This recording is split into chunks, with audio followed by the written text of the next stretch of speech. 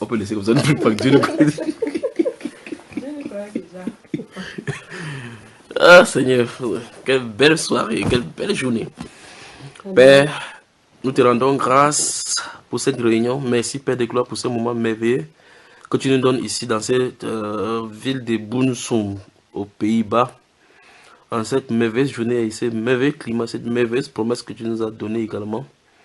Merci pour la promenade. Merci pour ta grâce, ta faveur, ton regard sur nous. Merci pour les sœurs ici réunies. Et moi-même, merci Père de gloire pour cette maison qui nous accueille. Merci Père pour le chef de cette maison et tous les enfants. J'ai prié au Dieu que tu inclines ton regard dans leur famille et tu inclines le cœur du roi entre tes mains pour l'accomplissement de ton œuvre merveilleuse. J'ai prié au Dieu de gloire que tu regardes, au Dieu, les cœurs de tous les sœurs ici présents et que tu les inclines. Tous les pistes qui sont au Dieu de gloire tortueux, que tu les redresses pour ta gloire, afin que le Messie y marche au nom de Jésus-Christ de Nazareth. Nous nous soumettons entre tes mains pour ce moment merveilleux, que tu nous donnes encore de partager ta parole. Et je me soumets moi-même à toi, Père de gloire, afin que toi seul tu nous guides maintenant par ton esprit. Au nom de notre Seigneur Jésus-Christ, nous avons prié. Amen. Amen. Madame, il faut admettre que vous avez un bon pays. D'accord? Un très bon pays. Le Pays-Bas. Pourquoi on appelle Pays-Bas? Parce que c'est bas, n'est-ce pas? Votre pays. C'est quoi ce livre que tu as là, frère? Mais c'est ma Bible, moi. Il y a un problème? Non, pas du tout, tout va bien. Ah ben voilà. Pays-Bas. Alors, je suis à votre service. Moi, je reste à côté de ma soeur. Alors, si vous voulez, après votre question, je vous parle d'un petit sujet sur le cœur. Oui. Je prends les questions. Après, on va prendre les questions privées. Là, c'est hors micro. D'accord? On y va. Quelles sont les questions? Dans les cieux et sur la terre, il n'est aucun nom plus doux. Comment vous faites pour enregistrer, vous voulez, s'il vous plaît, dites-moi, parce que le frère Junior, il va partir, je vais pleurer. Frère, on commence par les questions, non? Oui, je suis à votre service. Ouais, tout d'abord, merci, frère. C'est une bénédiction, c'est une grâce d'être, que vous soyez là chez moi. Je suis tellement heureuse. J'ai encore remercié le Seigneur tout à l'heure. Alors, mais si tu as pleuré, tu as fait? Non, parce que j'ai tout remis entre les mains du Seigneur. Et j'ai chanté des louanges. Et puis, ça m'a fait du bien. Et je sais que... Non, j'ai tout remis entre ses mains. C'est ce qui fait... Tout ce qui fait bon. Et son temps est le meilleur. Donc voilà. Cela dit? Cela dit, j'avais des questionnements, mon frère. Ma soeur aussi, je crois. On profite de ton passage pour poser toutes les questions. Et moi, j'avais comme quelle différence entre notre baptême du Saint-Esprit et un simple baptême en fait. Baptême d'eau? Oui. Deuxième question. C'est tout? Tu réponds pas. Elle en a plusieurs, hein? Ok, il n'y a pas de problème. Je prends 3, on va en 3. Ah, d'accord. Les 3 premières. La deuxième question, c'est quoi être rempli du Saint-Esprit? Ouais. Et qu'attend de plus quand on est rempli du Saint-Esprit? Qu'attend de plus quand on est rempli du Saint-Esprit? Qu'est-ce qu'on a de plus, quand on est rempli du Saint-Esprit? Bonne question. Troisième question, comment le Seigneur s'adresse-t-il à ses élus? Troisième question, ça c'est 3 ou 4 là maintenant. Allons-y dans le... Elle est encore dans la troisième. Donc, la troisième question, c'est... La deuxième question, elle était... à 2 volets. Ouais. La troisième question? C'est la quatrième que tu Quatrième là, ok, maintenant. Allons-y, première question. Quelle différence y a-t-il entre baptême d'eau et baptême du Saint-Esprit?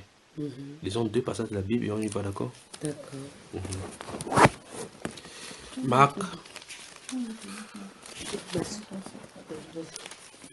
Marc au chapitre 16.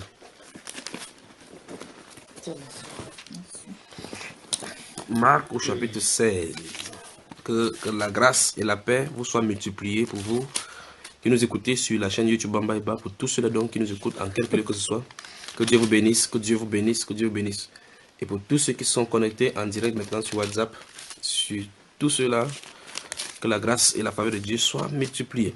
Dans Marc au chapitre 16, j'ai réité la question, quelle différence y a-t-il entre le baptême d'eau et le baptême du Saint-Esprit? Donc on va ressortir les différences, quelques différences, et on va en conclure. Dans Marc au chapitre 16, vous y êtes. Oui. Que Dieu vous bénisse. Amen. Le verset 15 et 16 dit ceci. Puis il est dit, allez par tout le monde et prêchez la bonne nouvelle à toute la création. Celui qui croira et qui sera baptisé sera sauvé. Mais celui qui ne croira pas sera condamné. Donc le Seigneur Jésus-Christ donne l'ordre aux hommes ici d'aller prêcher la bonne nouvelle par tout le monde, à toute la création. N'est-ce pas? Mais ici il dit, celui qui croira et qui sera baptisé. Donc, lorsqu'on croit, on doit être baptisé. D'accord? Ça, c'est le baptême d'eau ici. Donc, ce sont les personnes qui annoncent l'évangile qui font cet acte-ci du baptême. D'accord? Nous sommes allés ressortir les différences. Maintenant, nous allons aller dans Jean au chapitre 1 de Jean. Jean. C'est où, Jean? Avant Matthieu, avant Luc ou après? Tu avances après Marc, tu vas trouver Luc. Après Luc, c'est Jean. Que Dieu vous bénisse, vous qui aidez les autres à ouvrir la Bible. Jean, chapitre... Chapitre 1. Oui, c'est bon. Voilà. À partir du verset 29, je vais lire encore une fois de plus. Le lendemain, il vit Jésus, venant à lui, et il dit, voici l'agneau de Dieu qui ôte le péché du monde. C'est celui dont j'ai dit, après moi vient un homme qui m'a précédé, car il est avant moi. Je ne le connaissais pas, mais c'est afin qu'il fût manifesté à Israël que je suis venu baptiser d'eau. Vous avez vu? Ça, c'est Jean-Baptiste qui a de parler, témoignant Jésus. Puis la Bible déclare, verset 32, Jean rendit ce témoignage, j'ai vu l'Esprit descendre du ciel comme une colombe et s'arrêter sur lui. Je ne le connaissais pas, mais celui qui m'a envoyé baptiser d'eau, tu vois pas? Baptême d'eau. Celui-là m'a dit, celui sur qui tu verras l'Esprit descendre et s'arrêter, c'est celui qui baptise du Saint-Esprit.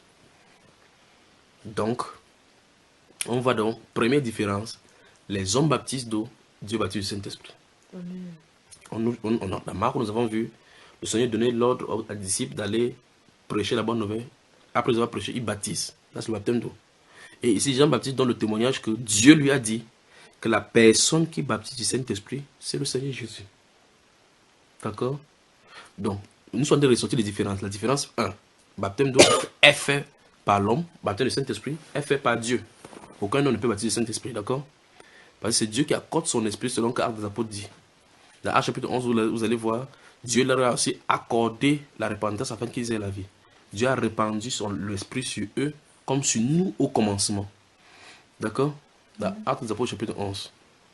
Vous me saisissez, n'est-ce pas? Ok. Donc ça veut dire que nous, là, tu vas nous baptiser d'eau. Oui. Et là, Quand est-ce qu'on sait qu'on sera baptisé?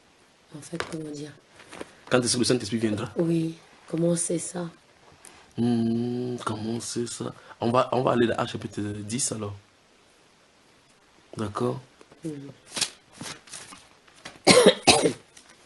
Actes des Apôtres. Tu avances, un livre devant. Chapitre 10. C'est juste après Jean. Que Dieu vous bénisse, que Dieu vous bénisse, que Dieu vous bénisse. Parce qu'il y a un gros morceau pour l'église à apprendre. Donc sur la chaîne YouTube Bamba, il y a plusieurs autres choses déjà développées là-bas. Et donc, tu vas recevoir les liens. Ou bien, je vais t'indiquer les titres, tu vas te retrouver. Parce qu'il y a des profonds enseignements à écouter d'abord concernant ce thème, parce que c'est violent. Mais il faut qu'on s'arrange. Il faut que tout le monde s'arrange pour ces choses-ci, d'accord? Dans Actes chapitre 10, à partir du verset 37. Vous savez ce qui est arrivé dans toute la Judée après avoir commencé en Galilée à la suite du baptême que Jean a prêché. Vous savez comment Dieu a oint du Saint-Esprit et de force Jésus de Nazareth qui allait de lieu en lieu faisant du bien et guérissant tous ceux qui étaient sous l'empire du diable, car Dieu était avec lui. Nous sommes témoins de tout ce qu'il a fait dans le pays des Juifs et à Jérusalem. Ils l'ont tué en le pendant au bois. Dieu l'a ressuscité le 3e jour et il a permis qu'il apparût, non à tout le peuple, mais aux témoins choisis d'avance par Dieu, à nous qui avons mangé et bu avec lui après qu'il fut ressuscité des morts. Et Jésus nous a ordonné de prêcher au peuple et d'attester que c'est lui qui a été établi par Dieu, juge des vivants et des morts. Tous les prophètes rendez-lui le témoignage que quiconque croit en lui reçoit par son nom le pardon des péchés. Comme Pierre prononçait encore ces mots, le Saint-Esprit descendit sur tous ceux qui écoutaient la parole. Tu as vu ça? Vous avez vu ça, n'est-ce pas? Comme Pierre prononçait encore ces mots, le Saint-Esprit descendit sur tous ceux qui écoutaient la parole. Tous les fidèles circoncis qui étaient venus avec Pierre furent étonnés de ce que le don du Saint-Esprit était aussi répandu sur les païens. Car ils les entendaient parler en langue et glorifier Dieu. Alors Pierre dit, peut-on refuser l'eau du baptême à ceux qui ont reçu le Saint-Esprit? À ceux qui ont reçu le Saint-Esprit. À ceux qui ont reçu, ils ont reçu le Saint-Esprit. Comme Pierre prononçait à ces mots, le Saint-Esprit descendit sur tout. Descendit. Le Saint-Esprit descendit sur tous ceux qui écoutaient. Tous les fidèles circoncis qui étaient venus avec Pierre furent étonnés de ce que le don du Saint-Esprit était aussi répandu sur les païens. Car ils les entendaient parler en langue et glorifier Dieu. Alors Pierre dit, peut-on refuser l'eau du baptême à ceux qui ont reçu le Saint-Esprit aussi bien que nous? Et il ordonna qu'ils fussent baptisés au nom du Seigneur. Sur quoi il le priait de rester quelques jours auprès d'eux. Amen. Nous voyons effectivement ici que l'apôtre Pierre est de prêcher. Le Saint-Esprit, Dieu déclenche le Saint-Esprit sur les gens. L'apôtre Pierre constate tout simplement que ceux-ci ont reçu le Saint-Esprit comme eux. Vous avez vu ça? Mais malgré cela, après Pierre va dire, baptisez-les. Donc, ils ont reçu le Saint-Esprit, puis ils ont été baptisés du baptême d'eau, n'est-ce pas? Oui. Maintenant, c'est profond maintenant ce qu'on va dire. La Bible déclare dans le verset 43 que tous les prophètes rendent de lui le témoignage que quiconque croit en lui.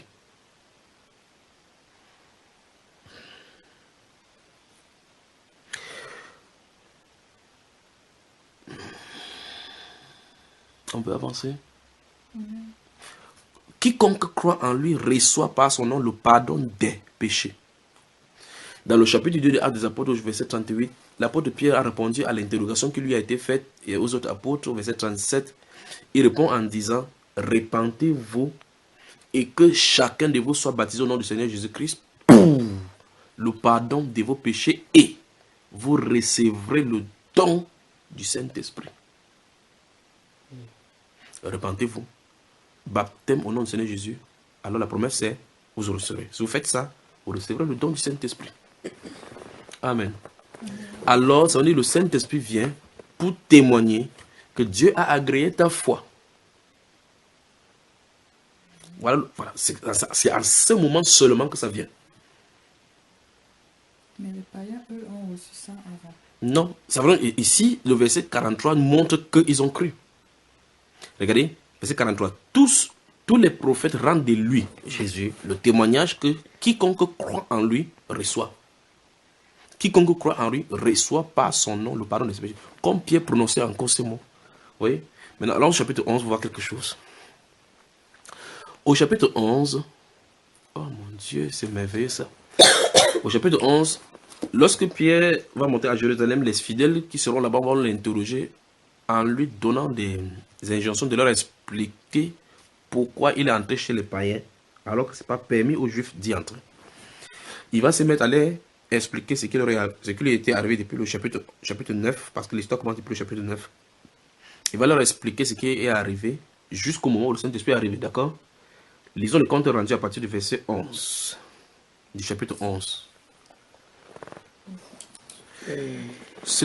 Et voici aussitôt 3 hommes envoyés de Césarée vers moi se présentaient devant la porte de la maison où j'étais. L'Esprit me dit de partir avec eux sans hésiter. Les 6 hommes que voici m'accompagnaient. Et nous entrâmes dans la maison de Corneille. Cet homme nous raconta comment il avait vu dans sa maison l'ange se présentant à lui et disant: envoie à Joppé et fais venir Simon surnommé Pierre, qui te dira des choses par lesquelles tu seras sauvé. Il te dira des choses par lesquelles tu seras sauvé, toi et toute ta maison. Donc voici la promesse qui lui a été faite. Quand Pierre viendra, il dira des choses, et ces choses, c'est au travers de ces choses que tu seras sauvé.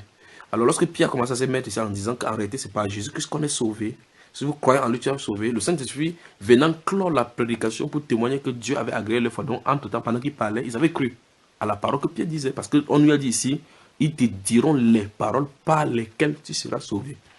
On est sauvé par la parole, par le moyen de la foi. Et cela ne vient pas de vous.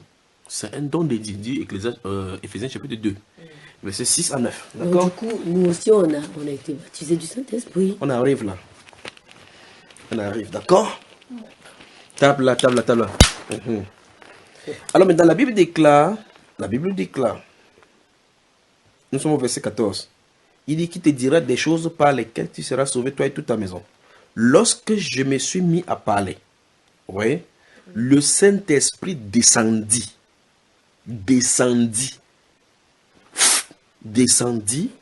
sur eux, pas en eux. Le Saint-Esprit descendit sur eux, pas en eux. Et quand c'est descendu sur eux, la Bible déclare qu'ils ont reçu le Saint-Esprit. C'est le verset 47 qui nous a dit ça aujourd'hui. Alors Pierre dit, peut-on refuser l'eau du baptême à ceux qui ont reçu le Saint-Esprit aussi bien que nous?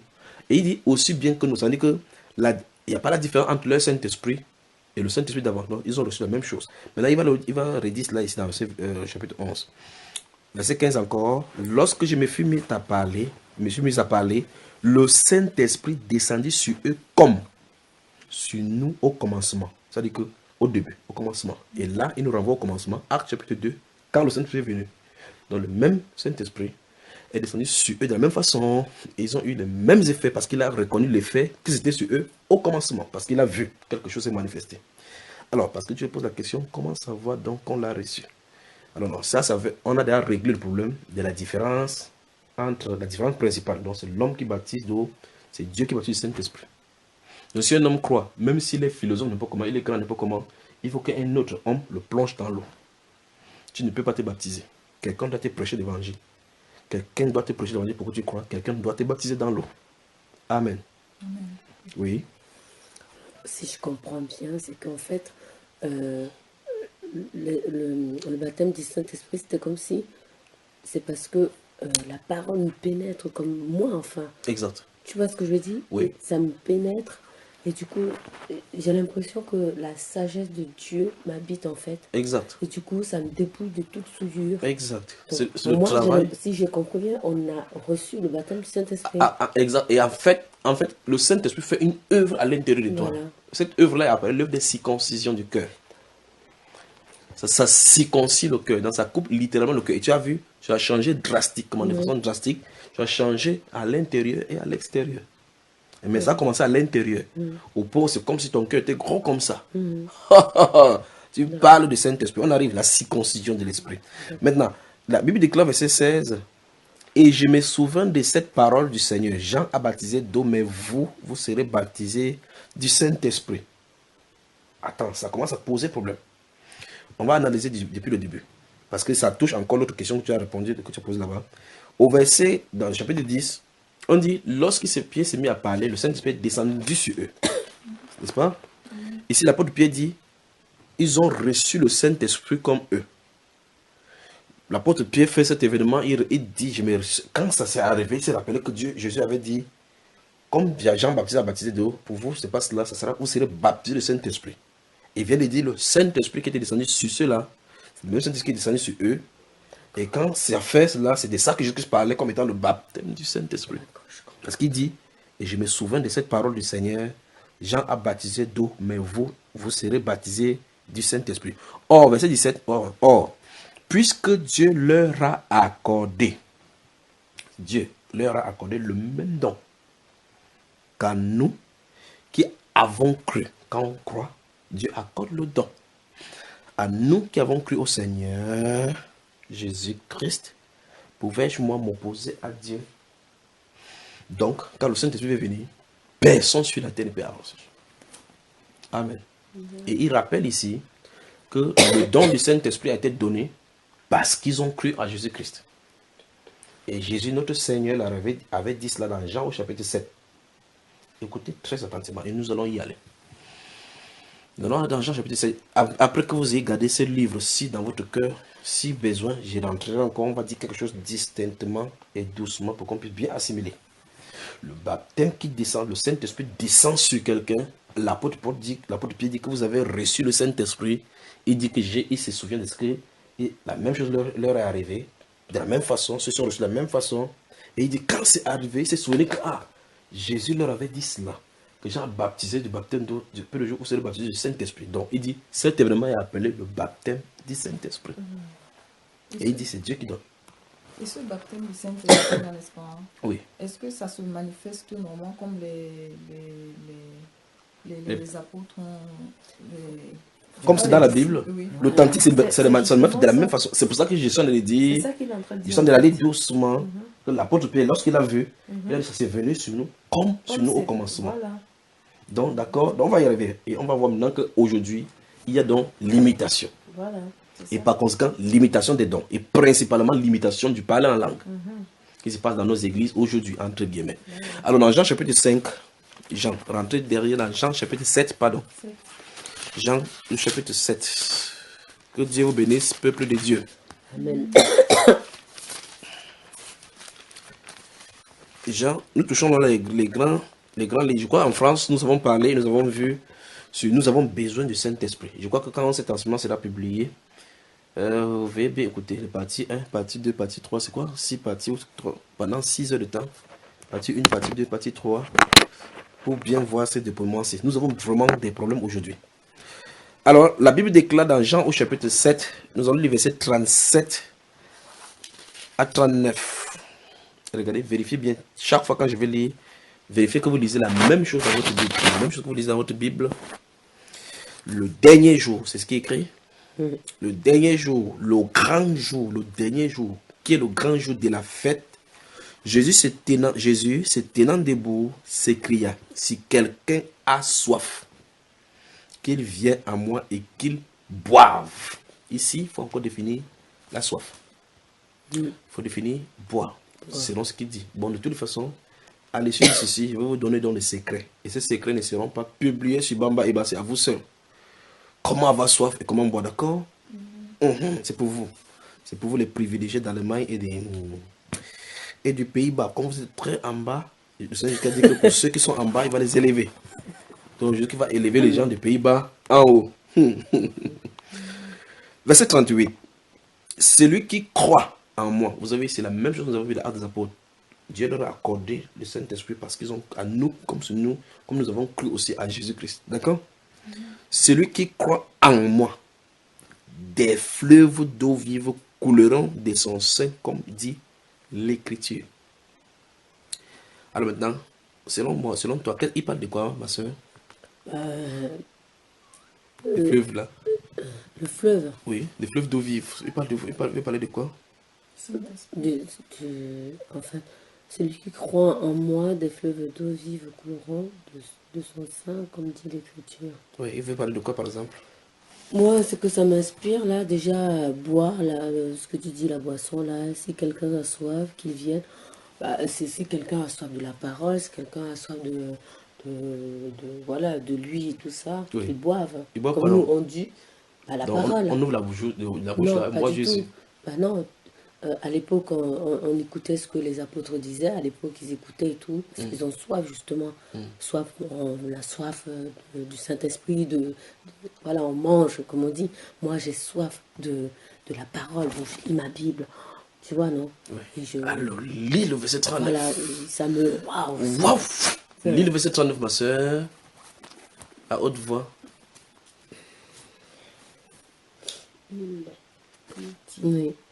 Il dit cela de l'esprit que devaient recevoir ceux qui croiraient en lui, car l'esprit n'était pas encore, parce que Jésus n'avait pas encore été glorifié.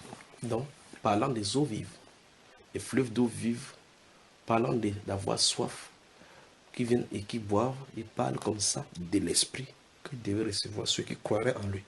Parce qu'à cet instant-là, comme il n'était pas encore mort et ressuscité, l'esprit n'était pas encore disposé. Alors pour ceux donc qui sont post-mortels, c'est-à-dire qu'après la mort du Seigneur Jésus et sa résurrection, l'esprit est disposé pour eux juste dans la période de la grâce. Donc le Saint-Esprit est encore là jusqu'à ce moment, alors que je me tiens ici maintenant. C'est disposé pour ceux qui ont foi à Jésus. Mais un vrai problème se trouve au milieu chrétien maintenant. Parce que nous voyons effectivement que la parole de Dieu doit être prêchée pour que quelqu'un soit sauvé. Puisque l'ange dit à Pierre, à Corneille, envoie à Joppé, envoie appeler un certain Simon, surnommé Pierre, qui te diront les paroles par lesquelles tu dois être sauvé. D'accord? Donc sauvé, baptisé, mettre dans le grenier. Tu vois ça? Donc, et par conséquent, la même chose ressort là. Que pas de baptême du Saint-Esprit sans croyance, sans vraie croyance en Jésus-Christ. Ça se trouve pas parce que le Saint-Esprit vient en signe de l'acquiestation de Dieu par rapport à ta croyance, que Dieu a accepté ta foi. C'est ce que la Bible présente. Dieu ne donnerait pas le Saint-Esprit à quelqu'un qui ne croit pas en Jésus. Et c'est la foi authentique qui vient de Dieu dans le cœur de cette personne qui amène le Saint-Esprit sur lui. Et cette foi-là montre que tu es le propriétaire privé de Dieu. C'est-à-dire que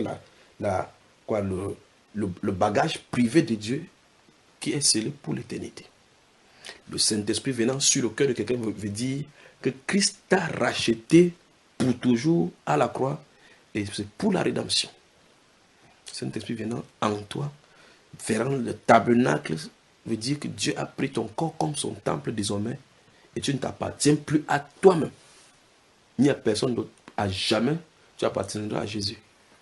Ah, quelle grâce. On appelle ça le don. Cadeau. Et Jésus dit, ce don-là est disposé pour tous ceux qui croient en lui. D'accord? Nous allons lire maintenant Jean, nous sommes dans Jean chapitre 7 là. Alors on a vu ici que le Seigneur disait, c'est là, le dernier jour du gars.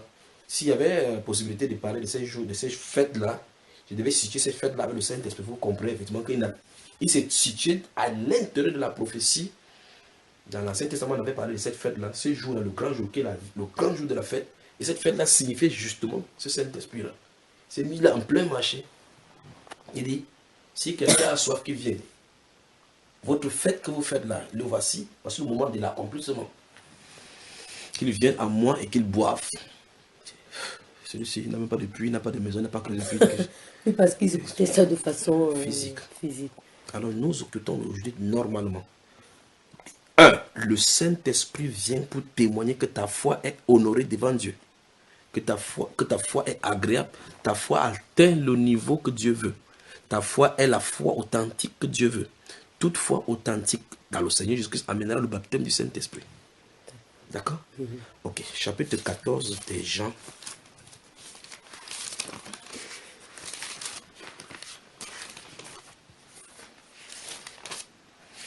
Chapitre 14 des Jean, puis on va aller au chapitre 16 encore, d'accord? Que Dieu te bénisse. Amen, amen. Vous êtes au chapitre 14 des Jean? Oui. On va lire à partir du verset 15, on va aller doucement. Si vous m'aimez, ne lisez pas la Bible. Et moi, je prierai le Père. C'est ça, vous avez vu ça, non? Allons-y. Est-ce que c'est ce qui est écrit? Si vous m'aimez, gardez mes commandements. C'est ça qui est écrit dans ta version? Oui. Gardez mes commandements. Mais moi, j'ai dit, si vous m'aimez, ne lisez pas la Bible. Si vous m'aimez, gardez mes commandements. Si vous m'aimez, gardez mes commandements. Et moi, je prierai le Père et il vous donnera un autre consolateur afin qu'il demeure, tabernacle, habite, chacun éternellement avec vous. Vous avez vu ça? Éternellement avec. Parler du baptême du Saint-Esprit pour l'éternité. Quelqu'un peut perdre le Saint-Esprit. Si tu as le Saint-Esprit, tu peux aller en enfer, mon frère. Tu parles. afin qu'il habite éternellement avec vous. Éternellement. Éternellement avec. Ça, c'est important, ça. Très important. Quand le consolateur vient, ce n'est pas pour partir, c'est pour habiter éternellement Éternellement. avec. Donc le baptême du Saint-Esprit, c'est le gage par excellence que tu as la vie éternelle pour toujours. On continue là. Alors maintenant, je vais que vous entourer consolateur. Vous avez entouré? Ok. Maintenant, il continue au verset, parce que normalement le verset 16 ne finit pas par un point. Normalement, c'est une phrase qui continue. Donc, je relis encore le verset 16, puis je continue verset 16 et verset 17. Et moi, je prierai le Père et il vous donnera un autre consolateur, afin qu'il demeure éternellement avec vous. L'esprit de vérité. Donc, le consolateur est encore appelé l'esprit de vérité. L'esprit de vérité. Vous y êtes? Voilà.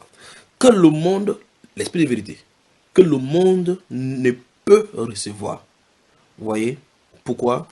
Parce qu'il ne le voit point et ne le connaît point. Mais vous, il parle à ses disciples qui sont physiques devant lui. Mais vous, vous le connaissez. Vous avez vu cela? Et si vous analysez bien, vous allez remarquer que l'esprit est esprit. Jésus-Christ est la vérité. Et si c'est l'esprit de vérité, ça veut dire le Saint-Esprit, c'est l'esprit de Jésus. D'accord? Parce qu'il le connaît. Il est devant eux physiquement. Parce que le verset se dit, il ne le voit point et ne le connaît point. Mais vous, vous le connaissez car il demeure avec vous et il sera en vous. Donc maintenant, il est physiquement avec vous. Plus tard, quand il va quitter la scène, il va revenir en vous. Jésus-Christ est le Saint-Esprit. Ça ne peut pas dire le contraire. Ah bon, oui. Christ en vous, l'espérance de la gloire. Christ en vous, l'espérance de la gloire. Jésus le Christ. Et comme dit Jésus-Christ, je dis Jésus le loin, loin. D'accord? Loin. Comme il est loin, c'est le même esprit dont il a qui vient suivre. Alors, il dit donc, on résume, on comprend que le consolateur est encore appelé l'esprit de vérité, qui est encore appelé l'esprit de Jésus. Donc, c'est Christ lui-même. D'accord? On avance là. Je ne vous laisserai pas orphelin, puis il se révèle. Il dit, quand il a dit en haut, celui qui va envoyer celui qui va venir en fait, c'est le consolateur. Puis il dit que je ne vous laisserai pas orphelin. Il dit la même chose, il dit ça clairement, c'est lui qui vient. Il a dit quand il va venir, il ne sera plus maintenant à côté, il sera à l'intérieur. Amen. Dieu marchant dans l'homme. Dieu marchant dans l'homme. Lui, il était Dieu dans la chair. Il quitte la chair pour entrer dans l'homme. Choquant ça, n'est-ce pas? Verset 19. Encore un peu de temps et le monde ne me verra plus, mais vous, vous me verrez quand je vis et vous vivrez aussi. En ce jour-là, vous connaîtrez que je suis en mon Père, que vous êtes en moi. Écoutez bien, pas que vous serez en moi, que vous êtes. Ils sont là, mais Christ dit qu'ils sont en lui. Oui, que vous êtes en moi et que je suis en vous. Qui parle? Voilà. Il dit, je suis en vous. Christ en vous, l'espérance de la gloire. Voilà. Ok. Verset 25. Je vous ai dit ces choses pendant que je demeure avec vous. Vous voyez effectivement le verset 17 à vous disait que parce qu'il vous le connaissez car il demeure avec vous. Ici en bas il dit, je vous ai dit ces choses pendant que je demeure avec vous. Donc, il dit clairement que c'est de lui dont il parlait. Puis d'ici verset 26, mais le consolateur, virgule, l'Esprit Saint. Amen. Vous voyez, en rond on l'avait appelé l'Esprit de vérité. Le consolateur, il n'y a pas deux consolateurs, il y en a un. D'accord? L'Esprit Saint, que le Père enverra en mon nom. Mais c'est quand même terrible lui-même qui envoie ici. Un temps, c'est lui qui envoie. Parce qu'on a vu dans Jean chapitre 1, on dit celui sur qui tu verras l'Esprit descendre et s'arrêter, c'est lui qui baptise le Saint-Esprit. Ici, il dit que le Père enverra en son nom. Vous enseignera toutes choses et vous rappellera tout ce que je vous ai dit. Amen. Amen. Je vous laisse la paix. Je vous donne ma paix. Je ne vous donne pas comme le monde donne, que votre cœur ne se trouble point et ne s'alarme point. Amen. Le Seigneur veut nous faire comprendre, et la Bible nous fait comprendre ici clairement, que la foi en le Seigneur Jésus-Christ, la croyance en notre Seigneur Jésus-Christ, comme le seul issue, le seul à nous sauver, donne accès au don du Saint-Esprit. Aussi simple que l'eau de roche. Mais se trouve un problème en notre période. Il se trouve que, comme l'apôtre Paul, mon grand frère, l'avait dit dans Galates chapitre 1, verset 6, mais qu'il y a des gens qui vous troublent et qui veulent renverser l'évangile de Christ. Pas qu'il y a un autre évangile. Un autre évangile prêché ne fera jamais venir le Saint-Esprit sur quelqu'un. Un autre évangile prêché. Parce que souvenons-nous, Actes des Apôtres chapitre 11 dit, il te dira les paroles par lesquelles tu seras sauvé. Quand je me suis mis à parler, le Saint-Esprit descendit sur eux comme sur nous. Donc les paroles qu'on prêche sont importantes. Question. Qui envoie ces paroles? Pour qu'une personne porte une parole qui sauve, il faut qu'il soit envoyé. C'est là le nœud. Alors plusieurs prédicateurs prêchent la Bible sans être envoyés. Le Saint-Esprit ne peut pas venir. Alors la Bible nous montre que ceux qui prêchent l'évangile selon le Saint-Esprit, c'est envoyé du ciel qui prêchent l'évangile, dans lequel les anges décident de plonger les regards. Donc le problème qui bloque, ce n'est pas l'évangile, c'est le style des prédicateurs et peut-être le style de prédication. Donc il faut la repentance au milieu chrétien. Voilà là où on se trouve. C'est pour ça que le Seigneur pose la question, lorsque le Fils de l'homme viendra-t-il, reviendra, trouvera-t-il la foi sur la terre? Quand il va venir, est-ce qu'il y aura la foi? Est-ce qu'il y aura la parole prêchée telle qu'il avait? Alors, il dit, priez donc le maître de la moisson d'envoyer des ouvriers à sa moisson. On doit prier, Seigneur, envoie-nous des authentiques serviteurs que tu as choisis. C'est celui qui a dit qu'on donne ce sujet de prière. Il dit, la moisson est grande, il y a peu d'ouvriers. Priez donc, priez, demandez. Demandez au Seigneur qu'il envoie des envoyés. Si c'est lui qui envoie, il vient faire ce qu'il leur a demandé de faire. Maintenant, si les gens vont à l'école de théologie étudier comment prêcher, ça ne donnera pas.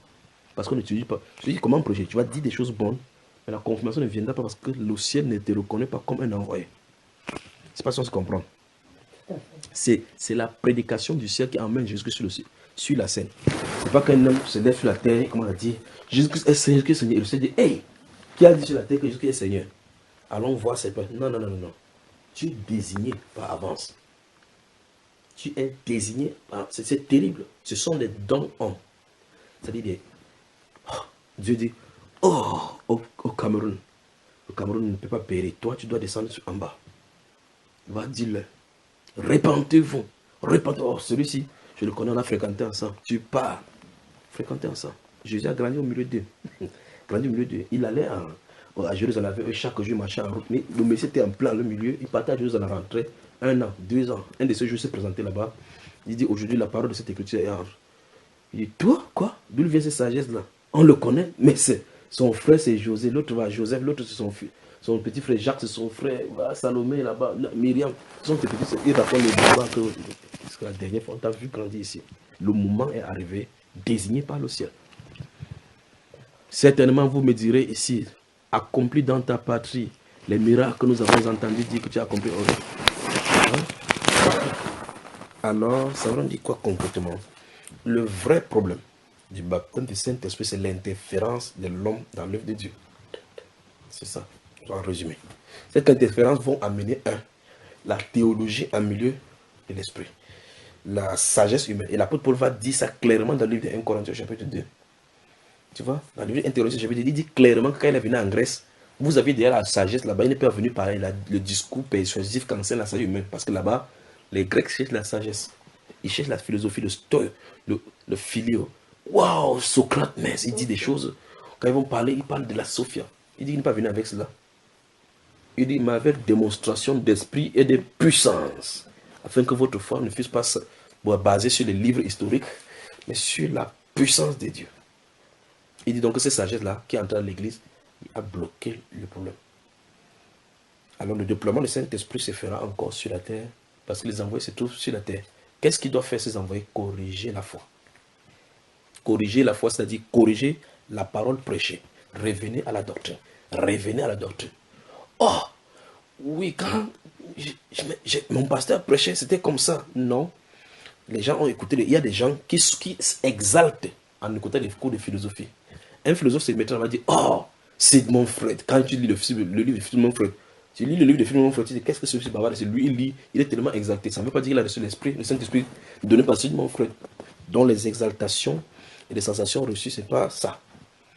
La Bible déclare, après que vous avez écouté l'évangile de votre salut, cet évangile-là qui a été prêché, la parole de vérité, vous avez cru et vous avez été scellés du Saint-Esprit qui avait été promis. Le Saint-Esprit est promis derrière la croyance en tous ceux qui croient en Jésus-Christ pour le pardon de leurs péchés. Le Saint-Esprit est derrière ce don. Repentez-vous, repentez-vous. Et que chacun de vous soit baptisé pour montrer que vous avez accepté. Et alors là, le don viendra. C'est la promesse de Dieu. Amen. Amen. Le vrai problème qui se situe dans notre période, c'est l'interférence humaine dans les choses de Dieu. Oh, des gens périssent ici dehors. Formons des pasteurs qui vont ouvrir des églises dans des coins stratégiques. Comme il y a un bar là-bas, on ouvre une église à côté, on fait des bruits pour faire venir les gens là-bas. Ça ne marchera pas comme ça. Il faut que Dieu envoie des gens. Il dit, descends au carrefour, reste là, prêche, prêche. S'il y en avait 4 personnes, la foule se réunit. 4 personnes croient. Dieu a amené les poissons à la maison. Après, il dit, quittez la scène, allez là-bas. Oh Seigneur, voilà le Pays-Bas, il y a tellement de blancs là-bas. Les gens payent là-bas, ils ne connaissent pas l'évangile, descend, traverse ta route, avance. C'est ce que la Bible présente. Amen. Amen. Chapitre 13 des Actes des Apôtres. Mon frère? Oui. Donc, tu as été... Chapitre 13 des Actes des Apôtres. Tu t'es appelé par Dieu alors. Chapitre 13 des Actes des Apôtres.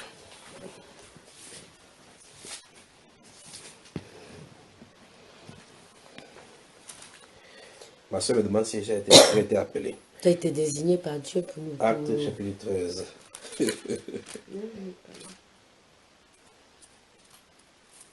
Vous y êtes. Acte des Apôtres, chapitre 13.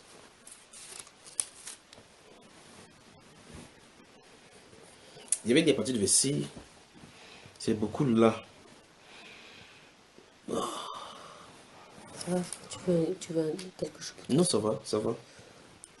Acte des Apôtres, chapitre 13, à partir du verset 33, nous lisons. Dieu l'a accompli pour nous, leurs enfants, en ressuscitant Jésus, selon qui est écrit dans le psaume 2e, tu es mon fils, je t'ai engendré aujourd'hui. Qu'il est ressuscité des morts de telle sorte qu'il ne retournera pas à la corruption. C'est ce qu'il a déclaré en disant, je vous donnerai des grâces saintes promises à David, ces grâces qui sont assurées. C'est pourquoi il dit encore ailleurs, tu ne permettras pas que ton sein voie la corruption. Or, David, après avoir en son temps servi au dessein de Dieu, est mort, a été réuni à ses pères et a vu la corruption. Mais celui que Dieu a ressuscité n'a pas vu la corruption. Sachez donc, hommes, frères, que c'est par lui que le pardon des péchés vous est annoncé. C'est par lui. Ah, si les hommes pouvaient croire vraiment, savoir ce que veut dire croire au Seigneur Jésus-Christ pour le pardon des péchés et surtout la conséquence de rejeter Jésus. C'est terrible. Est-ce que vous comprenez que rejeter Jésus-Christ comme la seule voie, le seul issue disposé par Dieu pour le salut de l'humanité, lorsque vous refusez, c'est terminé, c'est pour l'éternité que vous serez là, dans le chaos, dans la perte, dans la perdition pour toujours. Donc, le péché d'incrédulité, c'est terrible. C'est-à-dire, Dieu dit, voici la solution. Tu dis, jamais, je ne veux pas. Alors, c'est quand tu vas aller où? Vous avez moi? Je suis avec toi. Ok. Maintenant, écoutez très attentivement. Verset 38. Sachez donc, hommes frères, que c'est par lui que le pardon des péchés vous est annoncé. Il dit la même chose que c'est l'apôtre Paul qui a parlé ici. Il dit la même chose que Pierre dit.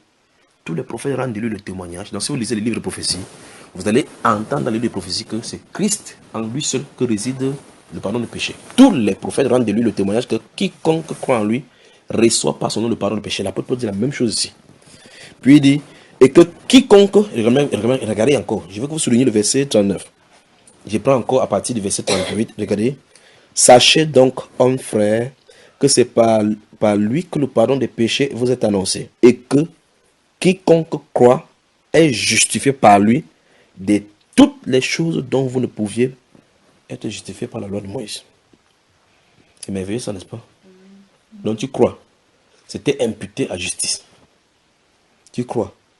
Tu crois. Le sang de Jésus purifie toutes tes iniquités, toutes les mauvaises choses que tu aies jamais à faire. C'est merveilleux ça, pas comme solution, n'est-ce pas? Alors là, la solution vous dit, on y va. Regardez, sachez donc, mes hommes frères, que c'est par lui que le pardon des péchés vous est annoncé et que quiconque croit est justifié par lui. C'est-à-dire déclaré non coupable. Quand tu crois. C'est merveilleux ça. De toutes les choses dont vous ne pouviez être justifié par la loi de Moïse. Ainsi, puis dit, ainsi prenez garde. Qu'il ne vous arrive ce qui est dit dans les prophètes, vous voyez, contempteurs, soyez étonnés et disparaissez. Car je vais faire en vos jours une œuvre que vous ne croiriez pas si on vous la racontait. Tu as vu cela? Donc les gens peuvent être près de la grâce. On dit comme ça, ils regardent, ils passent. Lorsqu'ils sortirent, on les pria de parler le sabbat suivant sur les mêmes choses. Maintenant, arrêtons le système de prédication. L'apôtre peut finir de raconter comme ça, on dit qu'il sortit ici dans la synagogue. On les priait que le sabbat prochain, c'est samedi prochain, venez prêcher la même chose encore. Alors quand il finit la prédication, il ne dit pas quoi, ok, qui est ici qui croit en Jésus-Christ, c'est tous ceux qui veulent donner leur vie à Jésus pour devenir enfant de Dieu, levez la main. Ouais, il ne fait pas ça. Ils n'ont jamais fait ça. Comme mets la main sur ta poitrine. Ferme ton cœur et dis, Seigneur, entre dans mon cœur. Ouf! Ouf! Mon cœur se fend. Lorsqu'il sortit, verset 42, on les pria de parler le sabbat suivant sur les mêmes choses. Et je crois qu'après ça, il va m'arrêter parce que sinon, il va tirer ici 6 heures de temps. Et à l'issue de l'assemblée, beaucoup de juifs et de prosélytes pieux suivirent Paul et Barnabas qui s'entretinrent avec eux et les exhortaient à rester attachés à la grâce de Dieu. Donc, quand elle a fini ça, les gens avaient cru. Vous avez vu ça? Sans avoir lancé l'appel à l'autel. Qui est ici dans la salle, c'est vous tous, venez ici à l'hôtel, c'est ici à l'hôtel, venez pleurer ici à l'hôtel. Donnez vos yeux à Jésus, levez la main. Comptez 1, 2, 3, 4, 7. Allez, voyez ma secrétaire pour écrire le nom sur la liste de tous ceux qui ont cru. Pour qu'on comptabilise. Ça marchait comme ça. C'est comme ça que ça marchait, n'est-ce pas? Eux, ils ne marchent pas comme ça, regardez bien. Verset 44, le sabbat suivant, presque toute la ville se rassembla pour entendre la parole de Dieu. Ils n'ont pas annoncé à la radio qu'il y aurait un rassemblement. Cette parole qu'il a prêchée, elle allait prêcher d'autres. Tu as vu ça? On dit presque toute la ville se rassembla. Donc, sans publicité, sans avoir mis des affiches qui seront dans la ville le samedi prochain, les gens se sont annoncés, le Saint-Esprit les a attirés là-bas. On peut y aller? Allons les rencontrer dans la foule. Les Juifs, voyant la foule, furent remplis de jalousie et ils s'opposaient à ce que disait Paul en le contredisant et en l'injurant. Donc pendant qu'ils prêchaient, on dit, tais-toi, type. T'as comme les bobards. Paul et Barnabas leur dit avec assurance, c'est à vous premièrement que la parole de Dieu devait être annoncée, mais puisque vous la repoussez et que vous jugez vous-même indigne de la vie éternelle, dont la parole qui est censée annoncer leur accorderait la vie éternelle. Voici, nous nous tournons vers les païens, car ainsi nous l'a ordonné le Seigneur. J'étais établi pour être la lumière des nations, pour porter le salut jusqu'aux extrémités de la terre, dont les gens marchent en portant le salut. Les païens se réjouissaient en entendant cela, ils glorifiaient la parole du Seigneur et tous ceux qui étaient destinés à la vie éternelle crurent. Vous avez vu ça, mes chers? Tous ceux qui étaient destinés à la vie éternelle crurent. Ça passe. Si tu es destiné à la vie éternelle, ça t'attrape. Ça passe dans ta ville. Si tu es destiné à la vie éternelle, ça t'attrape. Ça passe aux Pays-Bas. Si tu es destiné à l'éternel, ça t'attrape. Ça passe partout. Ça t'attrape. Amen. Alors, en résumé, pour cette série de questions, le Saint-Esprit ne vient qu'après avoir cru de façon authentique au Seigneur Jésus. Pour croire de façon authentique au Seigneur Jésus-Christ, il faut qu'on t'annonce le salut authentiquement de la part du Seigneur Jésus. Parce que Romains chapitre 10, verset 14 dit, comment croiront-ils en celui qui n'ont pas entendu parler? Et comment en entendront-ils parler si personne ne prêche? Et comment prêcheront-ils? Y aura-t-il quelqu'un qui prêche s'il n'est pas envoyé? Il faut qu'il soit envoyé pour qu'il prêche la chose pour laquelle il a été envoyé. Et quand il va prêcher la chose pour laquelle il va envoyer, il va annoncer une personne. Et cette personne authentique, annoncée, va être crue par ceux qui écoutent. Et là, ils sont sauvés. Amen. Amen. Dieu vous bénisse. Amen. Le baptême du Saint-Esprit est donné par le Seigneur Jésus. Le baptême du Saint-Esprit vient sur quelqu'un pour authentifier sa foi. Pour montrer que Dieu a agréé sa foi. Lorsque le Saint-Esprit vient sur toi, selon la Bible, on voit que tu es baptisé du Saint-Esprit.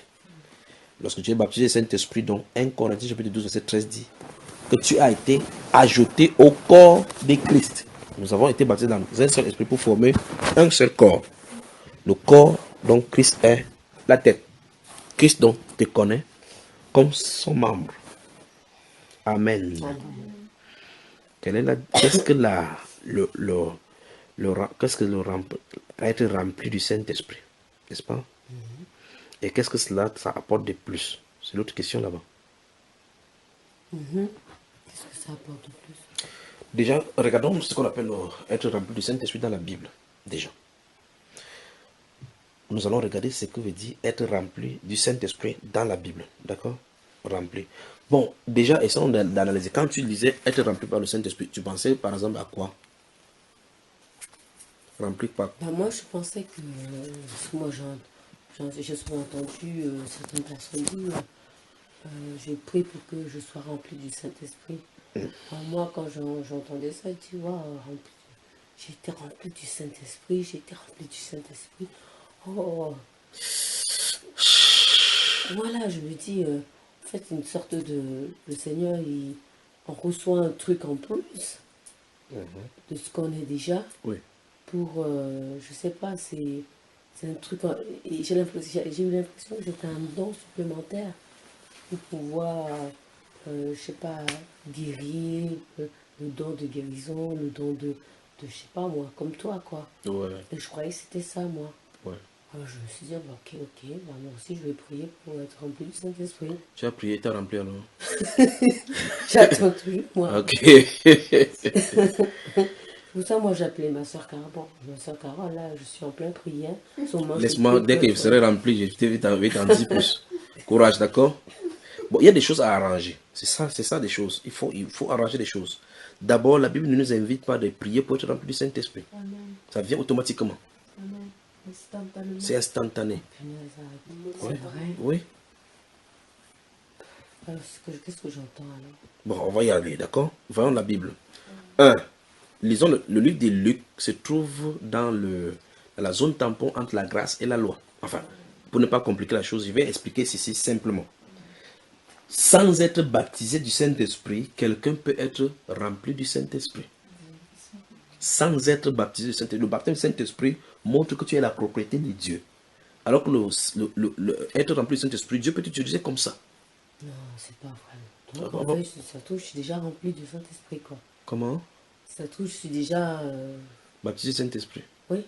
Donc comme, un peu comme une bouteille qui a déjà de l'eau, il faut remplir tout simplement. Bah oui. Bon, alors, lisons la Bible, d'accord? Lisons la Bible. Luc. C'est ça que je disais tantôt que on peut être rempli du Saint-Esprit Sans être baptisé. mais sans être baptisé du Voilà. Saint-Esprit. C'est ça, c'est d'où va venir. C'est pour ça qu'il faut qu'on voie les deux déjà dans la Bible. D'accord? Lorsqu'on va voir cela, la définition d'être rempli du Saint-Esprit viendra. D'accord? J'ai une question d'abord. Oui. Est-ce que pour être baptisé du Saint-Esprit, Oui. il faut passer par un baptême? Par quel style de baptême? Le baptême Par le d'eau? baptême d'eau. Non, nous avons vu dans la Bible que les gens de chez Corneille qui ont été baptisés d'abord dans le Saint-Esprit, puis être baptisés de l'eau. Et nous voyons effectivement dans Actes des Apôtres chapitre 8, les gens qui ont été baptisés par l'eau, puis le Saint-Esprit. Donc les deux cas c'est fait dans la Bible. Oui, ça se complète en fait. Ouais. D'accord? Donc il y a des gens qui vont être baptisés d'eau avant de recevoir le Saint-Esprit. Des gens qui vont recevoir le Saint-Esprit avant d'être baptisés d'eau. C'est biblique. D'accord? Ok. Voilà. Maintenant, Luc chapitre... Prenons le chapitre 2 de Luc là. Le chapitre 1 de Luc. Vous connaissez Zacharie et Élisabeth? Oui. Vous avez entendu parler de Zacharie et Élisabeth? Vous avez entendu parler de Moumou Zacharia? Oui. Moumou Zacharia, ça veut dire quoi? Simplement le truc tiré de la Bible. Moumou Zacharia, c'est une expression de chez nous là. Qui dit quoi? Moumou Zacharia, c'est celui qui est tout... il n'a pas de force. Nonchalant, voilà, c'est ça. Moumou, t'es moumou quoi. Ouais. Bah, en fait, c'est tiré de la Bible. Ouais. Donc, Zacharie, pour ne pas lire longtemps, dans le livre de Luc chapitre 1, à partir du verset 5, il y a un homme âgé de la classe d'Abia qui avait été tiré au sort pour entrer selon la règle des sacerdoces pour exercer et offrir du parfum pour le peuple. Il entre, l'ange Gabriel se tient à sa droite et lui annonce qu'il aura un fils parce qu'Élisabeth, sa femme, les deux étaient âgés sans enfant. Et là, quand l'ange lui annonce, il doute et il se demande comment c'est possible qu'à son âge et sa femme puissent concevoir un enfant. Et l'ange lui dit, comme il n'a pas cru à son témoignage à l'annonce, il sera muet jusqu'à ce que l'enfant naisse. D'accord? Donc à ce moment-là, lorsqu'il est sorti, donc, on attendait à l'aide de la prière, tout le monde attendait. Il est sorti, il faisait. C'est là on a dit Moumou Zacharia. Ah, la belle histoire, n'est-ce pas? C'est tiré de là. C'est tiré de là. Maintenant, le jour où cette femme-là, Elisabeth, va naître, il y aura une discussion par rapport au nom de l'enfant qui va naître. Et on va demander à sa maman quel est le nom de l'enfant. Elle va dire Jean. Le voisinage va dire, ah, il n'y a personne dans ta famille qui s'appelle du nom de Jean. D'où vient-il que tu lui demandes, tu donnes le nom de Jean? Puis on dit, demandez à son papa. On demande à son papa. Son papa dit, il prend cette table-là, il écrit Jean est son nom. Tout le monde était étonné. Et puis le verset 67 nous lâche dans ceci. C'est pour vous inviter dans la Bible, n'est-ce pas? Verset 67 nous lâche dans ceci. Zacharie, son père, fut... Mais vous êtes avec moi là. Vous êtes fatigué, les Pays-Bas. 67. Votre force est basse ou comment? La Bible déclare, verset 67, Zacharie, son père, allons-y. Luc, Zacharie, son père, chapitre fut rempli du Saint-Esprit et il prophétisa en ces mots. Oui. Béni soit le Seigneur, le Dieu d'Israël, de ce qu'il a visité et racheté son peuple, et nous a suscité un puissant sauveur dans la maison de David, son serviteur. Comme il avait annoncé par la bouche de ses saints prophètes des temps anciens, un sauveur qui nous délivre de nos ennemis et de la main de tous ceux qui nous haïssent. C'est ainsi qu'il manifeste sa miséricorde envers nos pères et se souvient de sa sainte alliance, selon le serment par lequel il avait juré à Abraham, notre père, de nous permettre, après que nous serions délivrés de la main de nos ennemis, de le servir sans crainte, en marchant devant lui dans la sainteté, dans la justice, tous les jours de notre vie. Stop. Alors nous voyons effectivement ici que Zacharie n'était... Enfin, ça c'est la naissance de Jean-Baptiste qui va venir grandir plus tard pour annoncer l'évangile. Et Jean chapitre 17 nous a dit tout à l'heure que Jésus parlait du Saint-Esprit que devaient recevoir ceux qui croiraient en lui parce que l'Esprit n'était pas encore... Parce qu'il n'avait pas encore été glorifié. D'accord? Mais ici on dit donc que Zacharie fut rempli du Saint-Esprit. Restons toujours au chapitre 1, puisqu'on va y chapitre 1. Vous y êtes? Cet ange-là va aller d'abord voir sa maman, son épouse, Élisabeth. Après, ça va dire à Élisabeth, elle va aussi partir chez Marie. D'accord? Donner la même nouvelle 6 mois après à Marie. Et Marie va entendre que sa tante est enceinte à son 6e mois. Elle va décider d'aller lui rendre visite. Allons là trouver à leur rencontre lorsqu'ils sont rencontrés. D'accord? Alors, qu'elle se rencontre dans le verset 38 du chapitre 1 de Luc, qu'est-ce qui se passe? Marie dit, je suis la servante du Seigneur, qu'il me soit fait selon ta parole. Et l'ange la quitta. 39. Dans ce même temps, Marie se leva et s'en alla en hâte vers les montagnes dans une ville de Juda. Elle entra dans la maison de Zacharie et salua Élisabeth. Dès qu'Élisabeth entendit la salutation de Marie, son enfant tressaillit dans son sein, et elle fut remplie du Saint-Esprit. Elle s'écria d'une voix forte, « Tu es bénie entre les femmes, et le fruit de ton sein est béni. Oui. Comment m'est-il accordé que la mère de mon Seigneur vienne auprès de moi? Car voici aussitôt que la voix de ta salutation a frappé mon oreille, l'enfant a tressailli d'allégresse dans mon sein. Heureux celui qui a cru, parce que les choses qui lui ont été dites de la part du Seigneur auront leur accomplissement. » Voilà. Nous commençons dans la Luc au chapitre 1 déjà. Nous voyons 2 personnes qui ont été remplies du Saint-Esprit. Zacharie et son épouse. N'est-ce pas? Et Zacharie, après avoir dit cela, il a été rempli. On dit Zacharie remplit le Saint-Esprit, prophétisant en ces mots. Et il prophétisa. Il remplit et il prophétisa. D'accord? Le remplissage l'a poussé à déclarer des choses venant du ciel. Élisabeth était là de travail, peut-être elle faisait le couscous. Elle n'avait rien à voir avec ces histoires de Dieu. Par avec des trucs de prophétie, des bibliques et autres là-bas. Lorsque Marie a dit, tante Élisabeth, Donc, la femme, Isabelle ne prie pas. Je vais remplir le Saint-Esprit pour protéger sur Israël. Je vais remplir le Saint-Esprit pour faire Israël. Non, on ne dit pas ça. Regarde bien. On dit que la Bible déclare, verset 41, dès qu'Élisabeth entendit, vous voyez, voilà, la salutation, son enfant tressaillit en son sein et elle fut remplie du Saint-Esprit. Elle s'écria. Donc, c'est sous l'effet du remplissage du Saint-Esprit. D'accord? Ça, c'est sous la loi. Encore, nous sommes encore sous la loi là. Allons dans Actes des Apôtres. Vous traversez Jean, Actes des Apôtres. Quel chapitre, frère? Chapitre 4. Allons chapitre 4 parce qu'il va expliquer ce qui s'est passé dans le chapitre précédent. Maintenant, vous me regardez tout. Au chapitre 2, le Saint-Esprit descend comme le Seigneur Jésus avait dit. Ils sont tous baptisés dans le Saint-Esprit. Ils annoncent l'évangile, il y a des prodiges. Au chapitre 3, ils vont guérir cet homme-là à la porte de Salomon. Ça va amener leur emprisonnement jusqu'au chapitre 4. Au chapitre 4, donc, on va leur interroger en leur disant de ne plus faire ces choses-là au nom de Jésus. On va les chicoter bien même au nom du Seigneur. Ils vont rentrer, présenter les blessures au leur. Allons-y à l'assemblée, d'accord? On le trouve alors qu'ils présentent les blessures, expliquant ce qui leur est passé. Verset 24, chapitre 4. Lorsque lui entendit, ils élevaient à Dieu la voix tous ensemble et ils dirent, Seigneur, toi qui as fait le ciel, la terre, la mer et tout ce qui s'y trouve, c'est toi qui as dit par le Saint-Esprit, une fois de plus, par la bouche de notre Père, ton serviteur David. Pourquoi ce tumulte parmi les nations, ces vaines pensées parmi les peuples?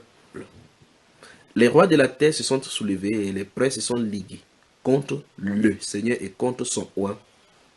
En effet, contre ton saint serviteur Jésus, que tu as oint, Hérode et Ponce Pilate se sont ligués dans cette ville avec les nations et avec les peuples d'Israël, pour faire tout ce que ta main et ton conseil avaient arrêté d'avance. J'aime ça. Et maintenant, Seigneur, écoutez bien, c'est la prière ça, hein? Vois leurs menaces et donne à tes serviteurs d'annoncer ta parole avec une pleine assurance, en étendant ta main pour qu'ils se fassent des guérisons, des miracles et des prodiges par le nom de ton saint serviteur Jésus. Écoutez verset 31, le résultat. Quand il eut prié, le lieu où ils étaient assemblés trembla. Ils furent tous du Saint-Esprit. Et ils annonçaient la parole de Dieu avec assurance. Vous voyez que chaque fois qu'il y a un remplissage, il y a une conséquence de ce remplissage. D'accord? Le Saint-Esprit ne vient pas dans le champion de dormir, tu dis, oh, Seigneur, appuie-moi le Saint-Esprit, ça vient. Après tu dis, oh, j'ai dormi avec le remplissage. Ça ne se passe pas comme ça. Il y a, et remarquez très bien que nous avons lu le cas de Zacharie. Nous avons lu le cas d'Élisabeth. Le cas d'Élisabeth, quelque chose a déclenché. Le cas de Zacharie, quelque chose a déclenché. N'est-ce pas? On a commencé par philosopher sur le nom de l'enfant. Et c'est venu. Élisabeth a entendu la voix de Marie. Ici, ils ont fini de prier. Donc, ils ont fini de prier. Ils ne priaient pas pour être dans le Saint-Esprit. Ils priaient pour l'assurance, pour annoncer davantage la parole de Dieu. Parce qu'ils avaient des persécutions devant eux. Quand le Saint-Esprit est venu, ils sont sortis avec ce qu'on appelle en anglais boldness. Avec cette audacité de parler malgré les injonctions étatiques. Malgré les lois. C'est pour ça que vous voyez que si vous allez voir les prédicateurs dans vos pays, et comme vous avez dit, le Pays-Bas est champion d'homosexualité. Quand ils voient un homme s'embrasser, ils disent, je ferme mes yeux pour ne pas voir de bêtises. Si le Saint-Esprit vient, il ne fermera pas les yeux. Le Saint-Esprit vient, il déclarera les paroles du Seigneur, même si vous l'arrêtez, vous mettez les mains, il parlera. Parce que ce n'est pas lui qui sera en train de parler. Alors nous voyons que le Saint, non, ça c'est Actes des Apôtres. Les apôtres qui sont remplis du Saint-Esprit ici ont été baptisés au chapitre 2. Nous sommes d'accord? Tous ceux qui sont ici ont été baptisés du Saint-Esprit. Absolument. Donc ils sont remplis du Saint-Esprit de nouveau. Alors que dans Luc, ils ne connaissaient même pas ce qu'on appelle le baptême du Saint-Esprit. Ils ont aussi été baptisés du Saint-Esprit. Et nous voyons effectivement que chaque fois qu'il y a ils avaient été aussi donc remplis du Saint-Esprit. Chaque fois qu'il y a remplacé le Saint-Esprit, il y a une déclic de quelque chose qui se passe. D'accord? Allons, avançons au chapitre 13. Frère. Oui. J'ai quand même une petite question. Oui. Parce que tout à l'heure avec Moumou Zacharie. Oui. Non, il s'appelle pas Moumou Zacharie. Non, mais je sais, mais c'est une façon de dire. Oui. Il a été rempli du Saint-Esprit. Oui. sous l'Ancien Testament, sous Oui. l'Ancienne Alliance, Oui. alors que Jésus n'était pas encore... Oui, c'est pour ça que le baptême Saint-Esprit, c'est différent du remplissage Saint-Esprit. C'est ce qu'on a représenté. D'accord? Parce qu'il n'y a pas deux baptêmes. Acte chapitre 4 met la chose au clair. Parce que ce sont les apôtres Jean et Pierre et autres qui sont rentrés. Pierre et Jean et autres qui sont rentrés du bastonnade, de la grande bastonnade sanctifiée. Lorsqu'ils sont allés à l'assemblée, ils ont présenté le cas. Ils ont tous mis en table à prier. On dit, le lieu où ils étaient assemblés trembla et ils furent tous remplis du Saint-Esprit. Donc, tous ceux qui étaient dans le lieu de prière étaient remplis du Saint-Esprit. Et quand ils sont sortis pour aller annoncer la parole, ils annonçaient avec assurance. Or, là, nous voyons donc des gens qui avaient été baptisés du Saint-Esprit, qui sont remplis du Saint-Esprit pour faire quelque chose. Élisabeth a été remplie pour prophétiser. Zacharie a été rempli pour prophétiser. Ils ont été remplis pour annoncer, déclarer, prophétiser la parole avec assurance. D'accord? D'accord. Allons donc au chapitre 16, chapitre 13, pardon. 13. De quoi déjà? Acte, d'accord.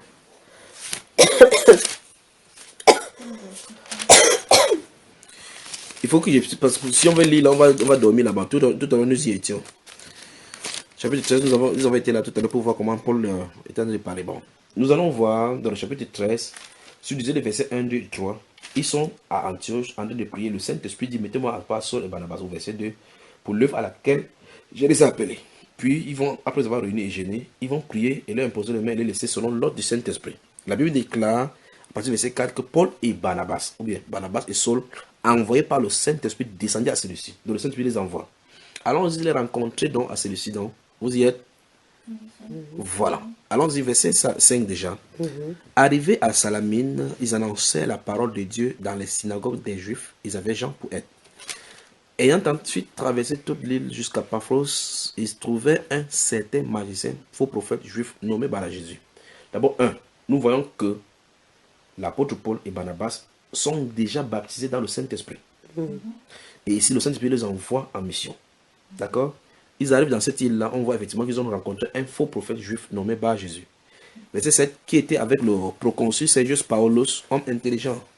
Ce dernier fit appeler Barnabas et Saul et manifesta le désir d'entendre la parole de Dieu. Mais Élymas, le magicien, car c'est ce que signifie son nom, leur faisait opposition. Vous avez remarqué, n'est-ce pas? Cherchant à détourner de la foi le proconsul. Écoutez bien. Alors, verset 9, nous allons lire ensemble. Allons-y, 1, 2, 3. Alors, Saul, appelé aussi Paul, rempli du Saint-Esprit, fixa les regards sur lui et dit... Stop. Alors, on voit effectivement que tout à l'heure, la Bible déclare, il parlait à Sergius Paulus. Comment ça s'appelle? Élymas était là pour essayer de détourner la chose. Peut-être il contredisait ce que l'apôtre Paul disait. Ils étaient là, ils se voyaient. Mais ici, lorsqu'il s'est tourné, à un moment donné, ce n'est plus lui qui s'est tourné. Il faut faire attention avec Dieu. D'accord? Regardez, il a dit de parler. Subitement, il se tourne. Mais ça s'est passé chez toi ici, n'est-ce pas? Ça s'est passé chez toi ici. Qu'est-ce qui s'est passé? Quand les deux hommes sont venus là, de la Belgique, qu'est-ce qui s'est passé? Maintenant, avec ça, tu peux maintenant comprendre, n'est-ce pas? Donc, quand le Saint-Esprit te remplit, ça ne va pas. Waouh! Qu'est-ce qui s'est passé? Si la sœur Carole est au courant de ça. Moi, non. Elle n'était pas là. Tu as raconté à ta femme, mais pas. Mais tu n'étais pas là. En fait, ce qui s'est passé, c'est que quand les deux, hier, c'est ça, quand les deux hommes sont venus là, le frère Joseph et l'autre, et ben ils venaient rencontrer le frère Junior. Et à un moment donné, et ben, je ne sais pas ce qui s'est passé. En ce moment-là, je me suis endormie. Mais ce qu'il nous a raconté, c'est que à un moment donné, il s'est passé qu'il lui a demandé les nouvelles de la famille de l'autre, de ce monsieur. Et je ne sais pas, à un moment donné, il lui a dit le prénom de son épouse, comme ça, tout d'un coup. Tout d'un coup, d'un seul, il lui a dit, elle s'appelle Lydie. Et effectivement. C'était Christine. Non, Lydie. Lydie. Et c'est le Saint-Esprit qui l'a indiqué au frère Junior. Comment tu sais que c'est le Saint-Esprit?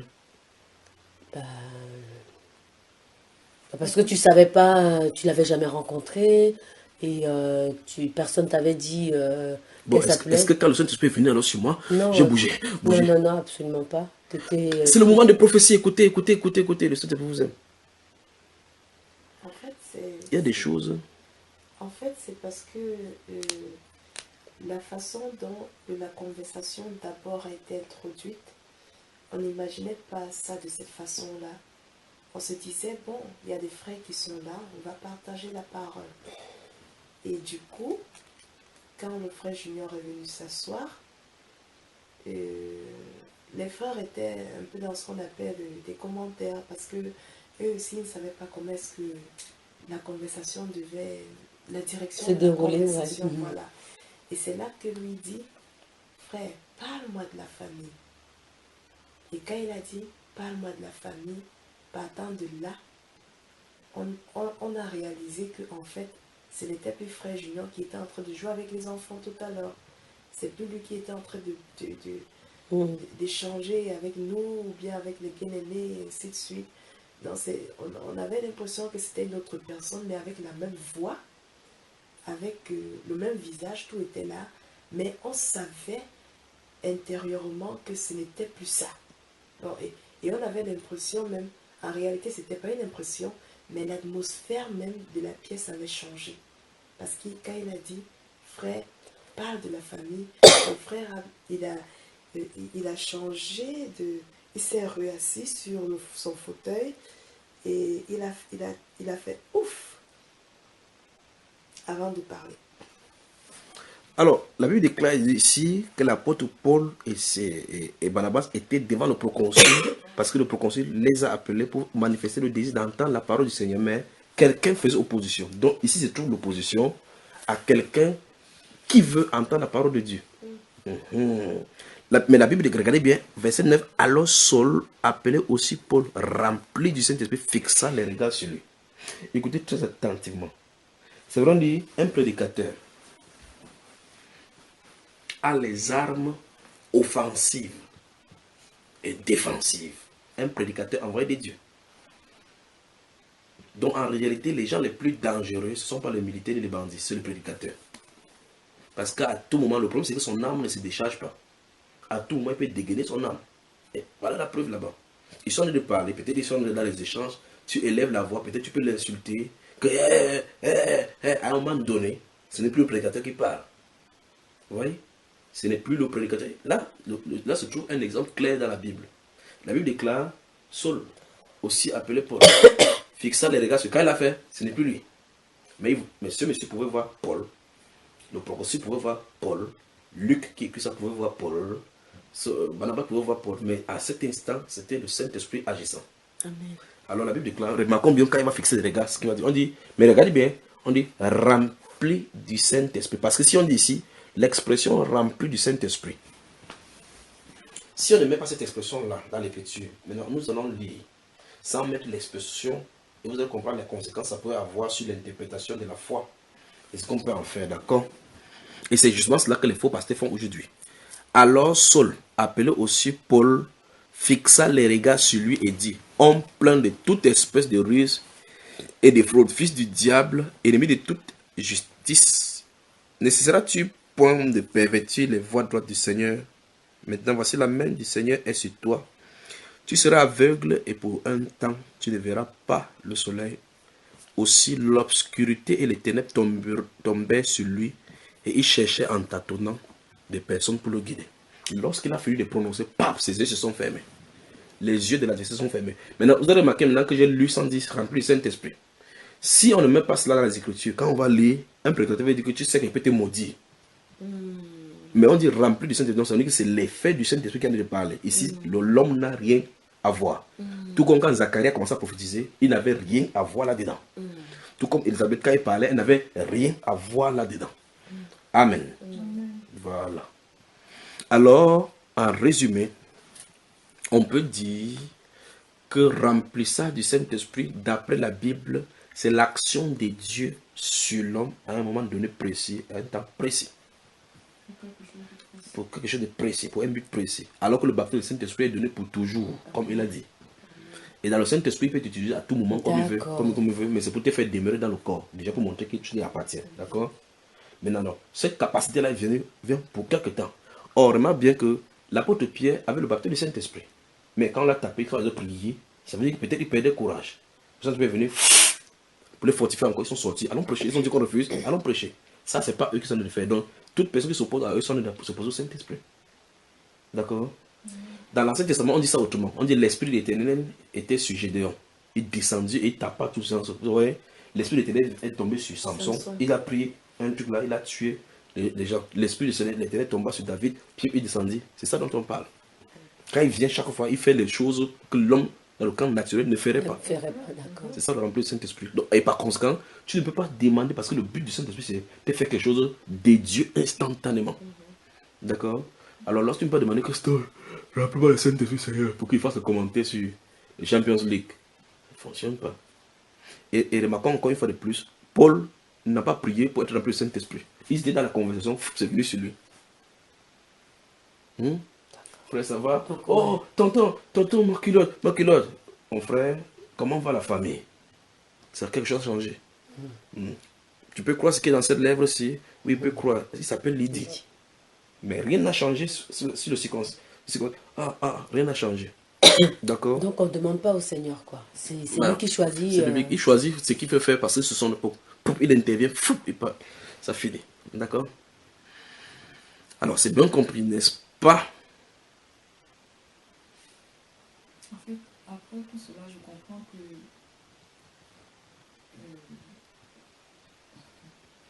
ne sais pas si c'est vrai, mais beaucoup de personnes sont remplies du Saint-Esprit. Beaucoup sont remplies du Saint-Esprit souvent. en fait, Dieu, c'est Jésus-Christ lui-même. Absolument. Jésus-Christ lui-même, c'est l'Esprit Saint. Absolument.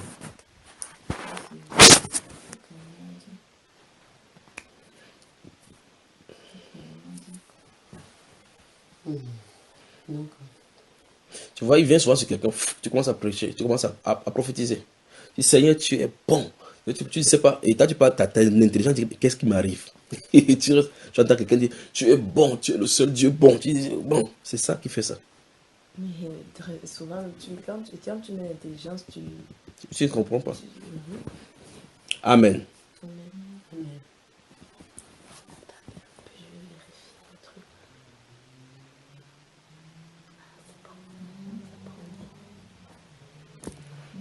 Question? Mais comment le Seigneur s'adresse-t-il à ses élus?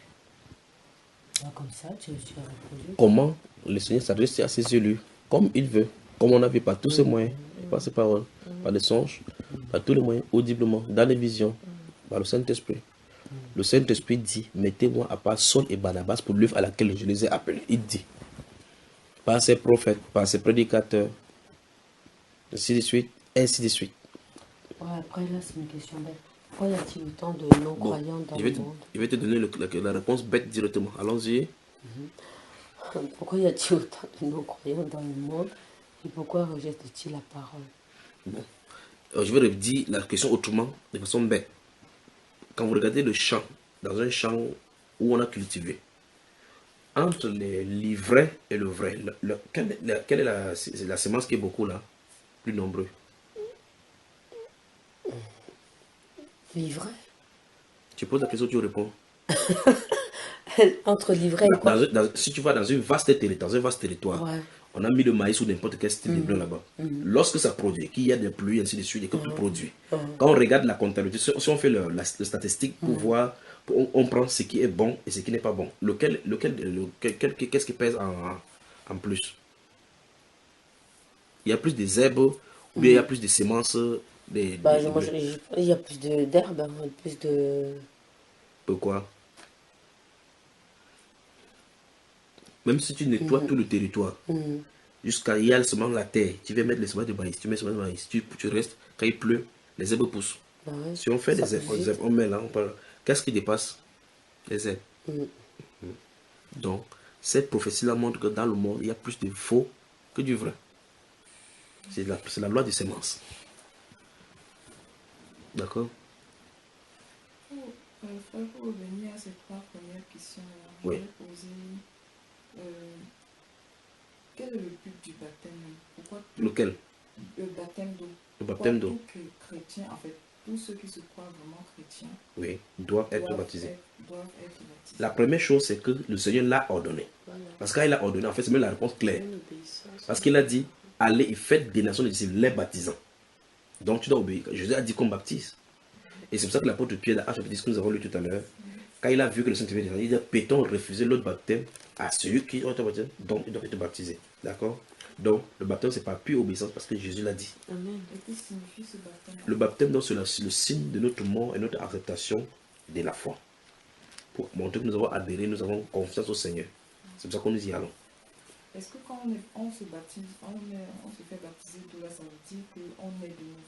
Non, le baptême n'a rien à voir avec la nouvelle On naissance. dit que tu n'as pas compris. Non, c'est pas cela. Elle pose la question parce qu'il y a des gens qui se croient que lorsque je vais dans l'eau, je sors, je suis une nouvelle. Non, c'est pas cela. C'est ça. Non, en fait, j'ai cru que j'avais envoyé, puisque c'est l'enseignement de Paris, mais j'ai pas envoyé cette partie-là en fait. C'est pour ça Ok, que dans j'ai- l'enseignement de Paris, il y a de France, il y a ça. Alors, la nouvelle naissance n'a rien à voir avec le baptême d'eau. D'accord? La nouvelle naissance vient d'en haut. La nouvelle naissance, c'est la vie de Christ venant en nous. D'accord? Et ça, ce n'est pas dans l'eau, ça se passe. Le baptême d'eau physiquement sur la terre, dans le cadre physique, c'est l'obéissance à la voix. Ça montre que nous obéissons à Dieu. Amen. Amen. Mhm. Parce que la Bible dit, si quelqu'un n'est né d'eau et d'esprit, il n'entrera pas dans le royaume. Les gens disent que, oh, tu me baptises d'eau et puis tu me baptises Saint-Esprit. Non, c'est pas cela. Sur quelle base Dieu a-t-il choisi ses enfants? Parce que je me dis, pourquoi moi? Oui. Pourquoi toi? Oui. Pourquoi pas Telle ou telle personne. mon mari? C'est un exemple. Hein.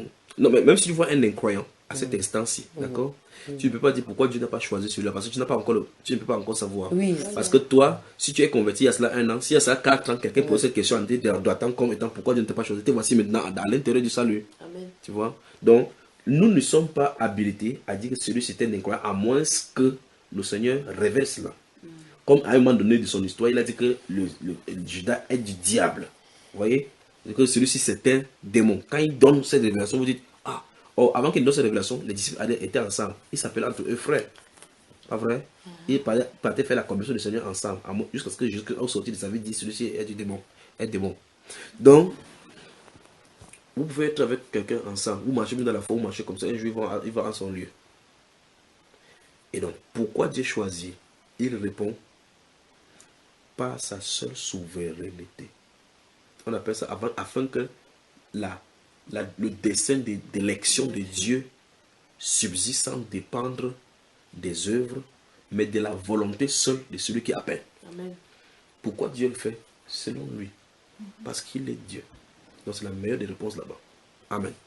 Continuons la réflexion. Et pourquoi attend-il si longtemps avant de nous visiter, quoi, enfin, Bonne question. Pourquoi il a C'est une attendu bonne tout question. ce temps-là pour C'est nous une visiter très bonne question. alors qu'il aurait pu le faire? C'est une très bonne question. Une très très bonne question. Si tu regardes la Bible, tu vas voir que ce principe-là est. Et hors de la Bible, tu regardes dans le monde, tu vas voir que ce principe-là est. La semence de maïs, la semence de haricots, la semence de pistaches sont mis dans la terre au même moment, arrosés par la pluie au même moment, ne même produisent pas au même moment. Chaque semence produit en son temps voulu. D'accord? En son temps voulu. Semé sur la même terre, semé au même moment, arrosé avec les mêmes eaux, la même quantité chaque jour, recevant le soleil pour la chlorophylle, rien ne produira au même moment comme on veut. D'accord? Dieu a voulu donc ainsi, pour cette diversité-là, pour que les choses montent en son temps. Par exemple, si tous étaient convertis au même moment, il aura fallu que Moïse naisse avec Pharaon au même moment. Que Jésus naisse avec Pharaon. Vous voyez, maintenant, Moïse est appelé au désert 40 ans après qu'il parte au désert. Mais Dieu ne l'appelle pas au même moment. Il dit 40 ans. Tu comprends? Jean-Baptiste n'est pas appelé ainsi. L'apôtre Paul n'est pas appelé. L'apôtre Paul, il le laisse aller dans une école. Il s'embourbe jusqu'à ce qu'il veuille aller tuer les chrétiens avant que là, il l'appelle. Donc, Dieu, c'était un homme à risque. Il peut te laisser, il a laissé un autre, il a volé toute sa vie jusqu'à arriver à la croix. Le jour où on devait le tuer pour mourir, c'est là où il est venu le retrouver là-bas. Voilà ça. C'est comme ça qu'il est. Il fait toutes choses bonnes en son temps. C'est pour ça que quand quelqu'un vit et que tu n'as pas la révélation que c'est le fils du diable, c'est un fils du diable, il faut toujours avoir, comme la Bible déclare dans 2 Timothée 2, que il faut que le serviteur de Dieu n'ait pas de querelle. Il doit au contraire avoir de la condescendance pour les adversaires. Les adversaires, il va les redresser avec douceur. Douceur. Ah, C'est toi qui connais que tu as la vie. Lui n'a pas la vie. C'est normal qu'il fasse comme ça, tu vois. Il dit que dans l'optique, dans le but que Dieu, dans l'espérance, que Dieu lui accorde la repentance. Donc si quelqu'un n'est pas sauvé, parce que Dieu ne lui a pas accordé la repentance. D'accord? C'est Dieu qui doit accorder la repentance. Quand Dieu accorde la repentance, ça veut dire que si Dieu ne l'appelle pas à venir vers lui, tu montes, tu descends, présente toutes les écritures, que ce soit clair, il ne pourra pas venir. Parce que c'est Dieu qui attire. C'est ça. Alors la Bible déclare, si le Père, personne ne peut venir à moi si le Père qui m'a envoyé ne l'attire. Nous nous fatiguons sur la terre pour rien. Nous nous fâchons pour rien. C'est l'œuvre de Dieu. D'accord? Oh Seigneur, je t'ai dit, tu m'énerves, je t'ai dit chaque fois tu ne veux pas croire. Pourquoi? Mais il ne veut pas croire parce qu'on ne lui a pas encore donné de croire. Vous entendez cela? Il ne peut pas croire parce qu'on ne lui a pas encore donné l'opportunité de croire. Ce n'est pas lui qui doit croire. Nous sommes sauvés par la grâce et non par les œuvres. Par le moyen de la foi. Et c'est un don de Dieu. Ça ne dépend pas de vous. C'est ce que la Bible enseigne. Remarquons bien dans ces Actes des Apôtres. Et nous sommes où là? Dans Actes des Apôtres chapitre 13, n'est-ce pas? Regardons encore, rentrons au chapitre 11 encore.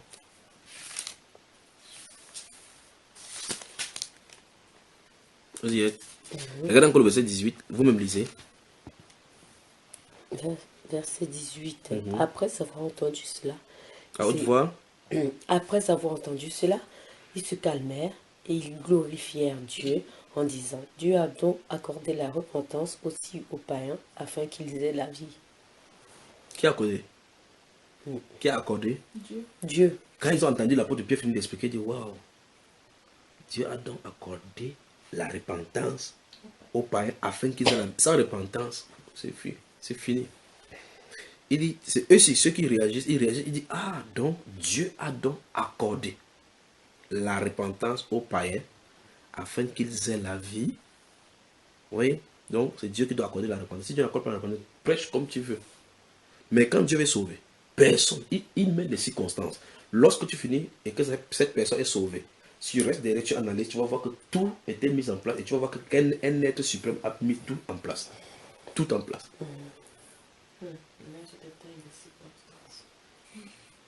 D'accord? C'est comme nous étions en Belgique, là, quand le frère est venu chercher à Bruxelles, il a dit, j'ai dit, ok, je vais chercher le frère Junior et son épouse à Bruxelles. Qu'est-ce qu'il a fait? Je m'arrête d'abord au marché, achète des choses avant de faire ou bien faire. Je vais avoir d'acheter, dit, non, je vais au marché. En allant là-bas, il a trouvé un homme qui est un bon homme et qui a besoin de Jésus depuis. Il lui a dit, j'avais parlé des Junior, il devait venir. Ah, il est revenu. Ah, on se rencontre pour la première fois depuis. C'est pas un hasard. La personne qui a fait qu'il prenne la décision d'aller là-bas et la personne qui a fait qu'il se rencontre parce que c'est une grande ville. Et quelle est la probabilité que vous rencontriez? Vous voyez? Quelle est la probabilité? Une minute avant et tu ne le rencontres pas. Une minute après et tu ne le rencontres pas. Pourquoi cet instanté? Ah, il est là? Oui. Ok, je viens. Maintenant, quand il vient, se tient là, il dit, oh, il n'y a plus rien à faire. Tu dois te baptiser au nom de Jésus-Christ. En invoquant son nom, c'est pas vrai? Oui. Alors mets-toi à genoux, on prie. Oh, il se met là à genoux, prie. Qui a disposé ces choses? Donc, toute personne qui est sauvée, si vous regardez, il dit même toute personne sans exception. Vous allez voir que le Saint-Esprit est derrière. D'accord? Toute personne qui est sauvée. Ah, j'ai parti comme ça. Je ne sais pas ce que je suis tombé sur Bamba. Je n'ai pas tombé. Quelqu'un t'y a conduit.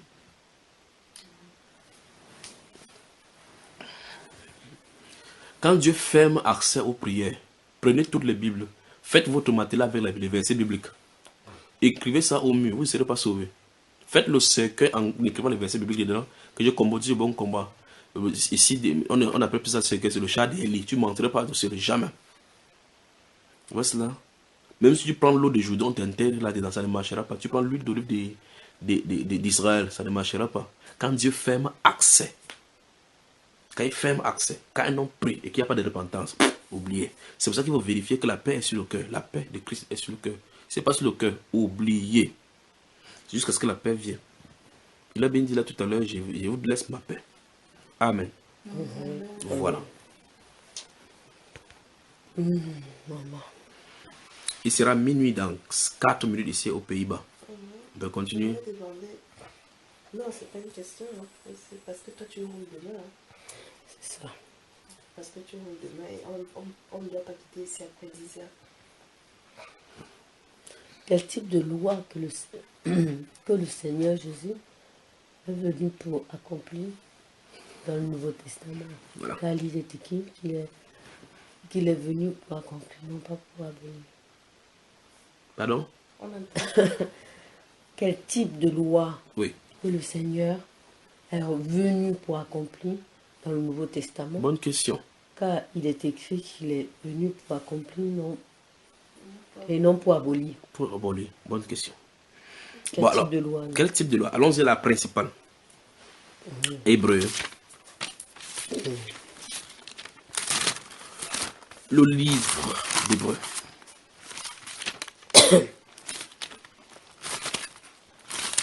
Que Dieu vous bénisse, peuple de Dieu. Amen, amen, amen. Et toi, ma soeur qui est venue de l'Allemagne, pour assister à ces choses-ci. Hébreu, c'est vous, non, frère? Ouais, Hébreu, c'est après Jacques. C'est avant Jacques. Continue, continue, continue, continue, continue. Continue. Continue. Je suis au Corinthien. Là, Continue, c'est continue, c'est pas- plus devant. Continue. Continue un peu. Continue encore. Oui, continue. Et voilà. Tu y es? Oui. T'es sûr?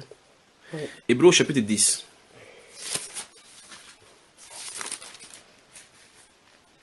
On y va? Mhm. On va aller doucement.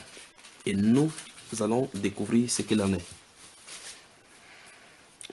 Ça commence par quoi, le chapitre 10? En effet, là, En effet, la loi qui possède un nombre de biens à venir et non l'exacte représentation des choses ne peut jamais, par les mêmes sacrifices qu'on offre perpétuellement, chaque année, amener les assistants à la perfection. Autrement, n'aurait-on pas cessé de les offrir parce que ceux qui rendent ce culte, étant une fois purifiés, n'auraient plus eu aucune conscience de leurs péchés. Mais le souvenir des péchés est renouvelé chaque année par ces sacrifices. Car il est impossible que le sang des taureaux et des boucs ôte les péchés.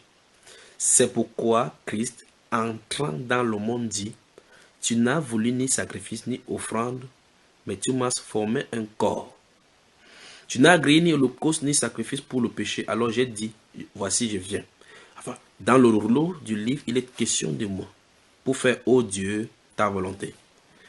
Or, après avoir dit d'abord: Tu n'as voulu et tu n'as agréé ni sacrifice, ni offrande, ni holocauste, ni sacrifice pour le péché. Après, entre parenthèses, ce qu'on offre selon la loi. Il dit ensuite: Voici, je viens pour faire ta volonté. Il abolit ainsi la première chose pour établir la seconde. Parlez par l'apôtre Paul là. Verset 10. C'est en vertu de cette volonté que nous sommes sanctifiés par l'offrande du corps de Jésus-Christ une fois pour toutes. Amen. Amen. Et tandis que tout sacrificateur fait chaque jour le service et offre souvent les mêmes sacrifices qui ne peuvent jamais ôter les péchés, lui, après avoir offert un seul sacrifice pour les péchés, s'est assis pour toujours à la droite de Dieu, attendant désormais que ses ennemis soient devenus son marchepied. Verset 14. Car par une seule offrande, il a amené à la perfection pour toujours ceux qui sont sanctifiés. C'est ce que le Saint-Esprit nous atteste aussi, car après avoir dit: Voici l'alliance que je ferai avec eux. Après ces jours, dit le Seigneur, je mettrai mes lois dans leur cœur et je les écrirai dans leur esprit. Il ajoute: et je ne me souviendrai plus de leurs péchés ni de leurs iniquités. Or, là où il y a pardon de péché, il n'y a plus d'offrande pour le péché. Amen. Verset 19. Ainsi donc, mes frères, frères, puisque nous avons au moyen du sang de Jésus une libre entrée dans le sanctuaire par la route nouvelle et vivante qu'il a inaugurée pour nous au travers du voile, c'est-à-dire de sa chair. Et puisque nous avons un souverain sacrificateur établi sur la maison de Dieu, approchons-nous donc avec un cœur sincère dans la plénitude de la foi, les cœurs purifiés d'une mauvaise conscience et le corps lavé d'une eau pure. Amen. La Bible nous explique que le fait que les sacrifices étaient donnés pour les péchés dans l'ancienne alliance, sous l'ancienne alliance, cela rappelait chaque année, quand on vient chaque année, on vient donner les sacrifices aujourd'hui. L'année prochaine, on vient donner les sacrifices encore cette autre année.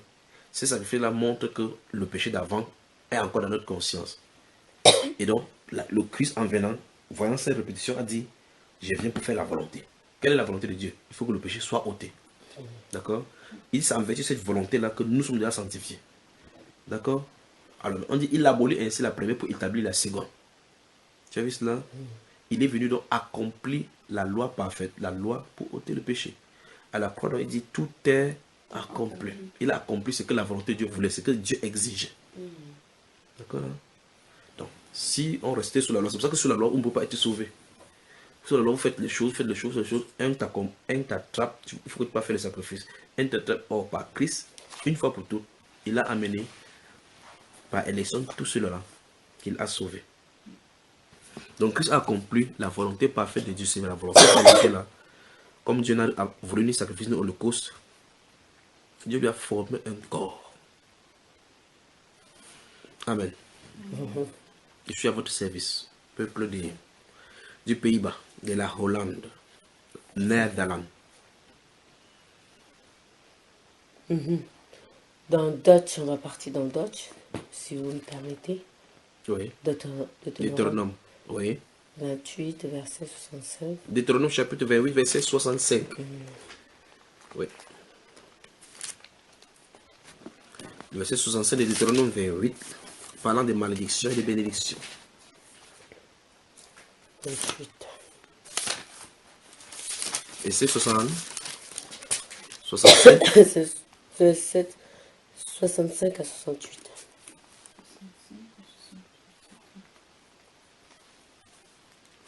« 65 à 68, hein. Oui, 65 à 68. Je vais lire. Deutéronome chapitre 28, verset 65 à 67, c'est ça?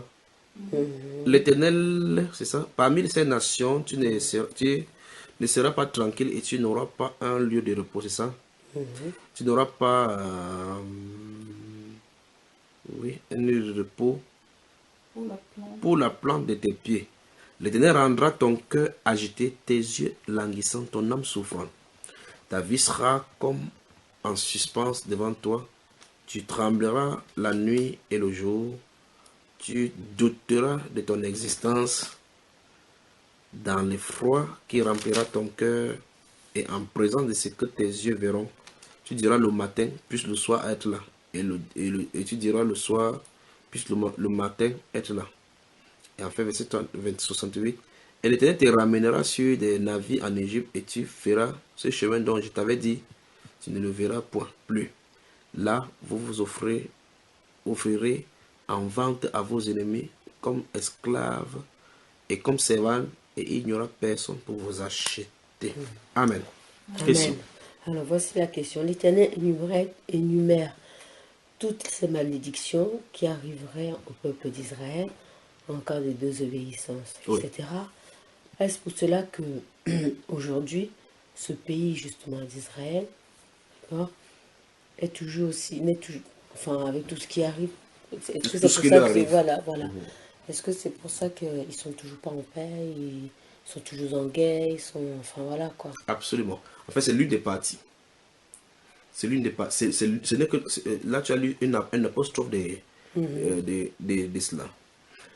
Lorsque tu lis chapitre 30, alors chapitre 30 de Deutéronome, nous allons lire doucement, d'accord? Doucement. Écoute bien, verset 1. Lorsque toutes ces choses t'arriveront, la bénédiction et la malédiction que je mets devant toi, si tu les prends à cœur au milieu de toutes les nations chez lesquelles l'Éternel ton Dieu t'aura chassé, si tu reviens à l'Éternel ton Dieu, et si tu obéis à sa voix de tout ton cœur et de toute ton âme, toi et tes enfants, selon tout ce que je te prescris aujourd'hui, alors l'Éternel ton Dieu ramènera tes captifs et aura compassion de toi et il te rassemblera encore du milieu de tous les peuples chez lesquels l'Éternel ton Dieu t'aura dispersé. Quand tu serais exilé à l'autre extrémité du ciel, l'Éternel ton Dieu te rassemblera de là et c'est là qu'il t'ira chercher. L'Éternel ton Dieu te ramènera dans le pays que tu posséderas que possédaient tes pères et tu les posséderas et il te fera du bien et te rendra plus nombreux que tes pères. L'Éternel ton Dieu circoncira ton cœur et le cœur de ta postérité et tu aimeras l'Éternel ton Dieu de tout ton cœur et de toute ton âme afin que tu vives. L'Éternel ton Dieu fera tomber toutes ces malédictions sur les ennemis, sur tes ennemis, sur ceux qui t'auront haï et persécuté. Et toi tu reviendras à l'Éternel. Donc, on voit effectivement ici que le Seigneur Jésus-Christ dit, enfin, que le Dieu d'Abraham, le Dieu d'Isaac, le Dieu de Jacob dit que si les gens prennent à cœur les Israéliens pour être précis, dans l'histoire juive, ils vont être ramenés en captivité. Ils ont été amenés en captivité plusieurs fois en Assyrie, à Babylone. Et chaque fois quand ils sont réveillés, et demandant pardon à Dieu, Dieu les a fait revenir dans ce pays. En dernier en date, ils ont rejeté leur Messie. Donc c'est là qui amène le statu quo qui est là dedans. Ils ont rejeté leur Messie. Et la Bible nous explique le pourquoi c'est là, comme ça, cet état-ci. Ils sont en train de souffrir parce qu'ils avaient dit que son sang retombe sur nous et sur nos enfants. Eux-mêmes ont invité la malédiction sur eux. Le plus grave de la désobéissance, c'était de rejeter le Messie. Et pourquoi ils ne sont pas revenus alors? Non, ils vont revenir. Dieu dit qu'ils vont revenir. Allons-y, Romains. Allons-y. C'est ça le problème. Le danger maintenant, c'est qu'il revient rapidement. S'il revient rapidement, toi et moi, on a le problème. Il revient là maintenant, ton mari a des problèmes. Il revient maintenant, tes parents auront des problèmes. D'accord? Romains. Non. Non. Les Israéliens. Je comprends pas trop là ce que Ah ben non, tu vas comprendre, ne t'inquiète pas. Romains. D'accord? Oui. Romains, chapitre. Nous allons lire, allons lire au chapitre 10. On va lire la fin du chapitre 10 de Romains. On peut y aller. On peut y aller. On va aller doucement, d'accord? À la fin du chapitre 10, vers la fin du chapitre, on va tomber au chapitre 11. On va lire doucement pour comprendre ce qu'il en est, d'accord? Maintenant, regardez. Verset 16. Mais tous n'ont pas obéi à la bonne nouvelle aussi. Ésaïe dit-il, Seigneur, qui a cru à notre prédication? Ainsi, la foi vient de ce qu'on entend, et ce qu'on entend vient de la parole de Christ. Mais je dis, nous sommes au chapitre 10 de Romains, d'accord? Mais je dis, n'ont-ils pas entendu? Au contraire, leur voix est allée par toute la terre et leur parole jusqu'aux extrémités du monde. Mais je dis, Israël ne l'a-t-il pas su? Moïse le premier dit, j'exciterai votre jalousie parce qu'il n'est point une nation. Je provoquerai votre colère par une nation sans intelligence. Et Ésaïe pousse la hardiesse jusqu'à dire, j'ai été trouvé par ceux qui ne me cherchaient pas. Je me suis manifesté à ceux qui ne me demandaient pas. Donc c'était prévu dans les Écritures que Dieu va vers les païens. Aujourd'hui, les musulmans disent que non, Jésus était seulement pour venir pour les Juifs. Que non, c'est pour les... Voilà ce qui est écrit. Je comprends ce que tu veux dire. J'arrive là, ne t'inquiète pas.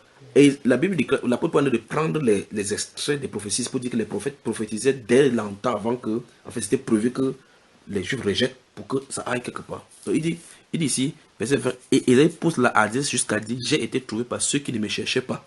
Oh, c'est les païens qui ne cherchaient pas Dieu. Je me suis manifesté à ceux qui ne me demandaient pas. Mais au sujet d'Israël, donc on met clairement ici, en emphase, Israël seul et les autres peuples qui ne cherchent pas Dieu. Mais au sujet d'Israël, il dit, j'ai tendu mes mains tout le jour vers un peuple rebelle et contredisant. Et c'est l'histoire de Dieu et des Juifs, ça. On ne peut pas comprendre comment quelqu'un sort par la main puissante, traverse la mer, écarté sous les yeux, ferme les ennemis sous les yeux, après il doute de se mettre, c'était la personne qui a fait cela. Comme ça. Maintenant, verset maintenant 1, chapitre 11 maintenant. J'ai dit donc, c'est là où la réponse de toutes les questions judaïo-chrétiennes commence à être répondue. J'ai dit donc, Dieu a-t-il rejeté son peuple? La réponse est quoi? Loin de là. Loin de là. Car moi aussi je suis israélite de la postérité d'Abraham, de la tribu de Benjamin. Puis il répond clairement, pour que ça soit on ne peut plus clair, il dit Dieu n'a point rejeté son peuple qu'il a connu d'avance. Donc Dieu a choisi Israël, c'est pour toujours. Il dit, ne savez-vous pas ce que l'Écriture rapporte d'Élie comme il adresse à Dieu cette plainte contre Israël? Seigneur, ils ont tué tes prophètes, ils ont renversé tes autels. Je suis resté moi seul et ils cherchent à me m'ôter la vie. Mais quelle réponse Dieu lui fait-il? Donc l'apôtre Paul prend l'histoire d'Élie dans 1 Roi chapitre 7 et chapitre 17 et 18 et 19. Il dit que c'était une prophétie pour le nombre d'Israël qui est sauvé. Vous voyez? Il dit, je me suis Mais quelle réponse Dieu lui fait-il? Je me suis réservé 7000 hommes qui n'ont point fléchi le genou devant Baal. Donc malgré que Israël était dans l'idolâtrie, 7000 personnes étaient à l'intérieur d'Israël qui n'étaient pas comme ça. Amen. De même, il dit de même, aussi dans le temps présent, il y a un reste, et ça dépend de quoi? Selon l'élection de la grâce. C'est terrible. Donc même en Israël, ce n'est pas tous les Israéliens qui sont sauvés. Parce que Judas était un Israélien. Amen. Or, si, écoutez bien, or, si c'est par grâce, ce n'est plus par les œuvres. Autrement, la grâce n'est plus grâce. Ah, mon frère. Et quoi qu'après avoir salué le Seigneur Jésus-Christ dans le jardin ce jour-là, j'irai d'abord voir Paul. D'accord?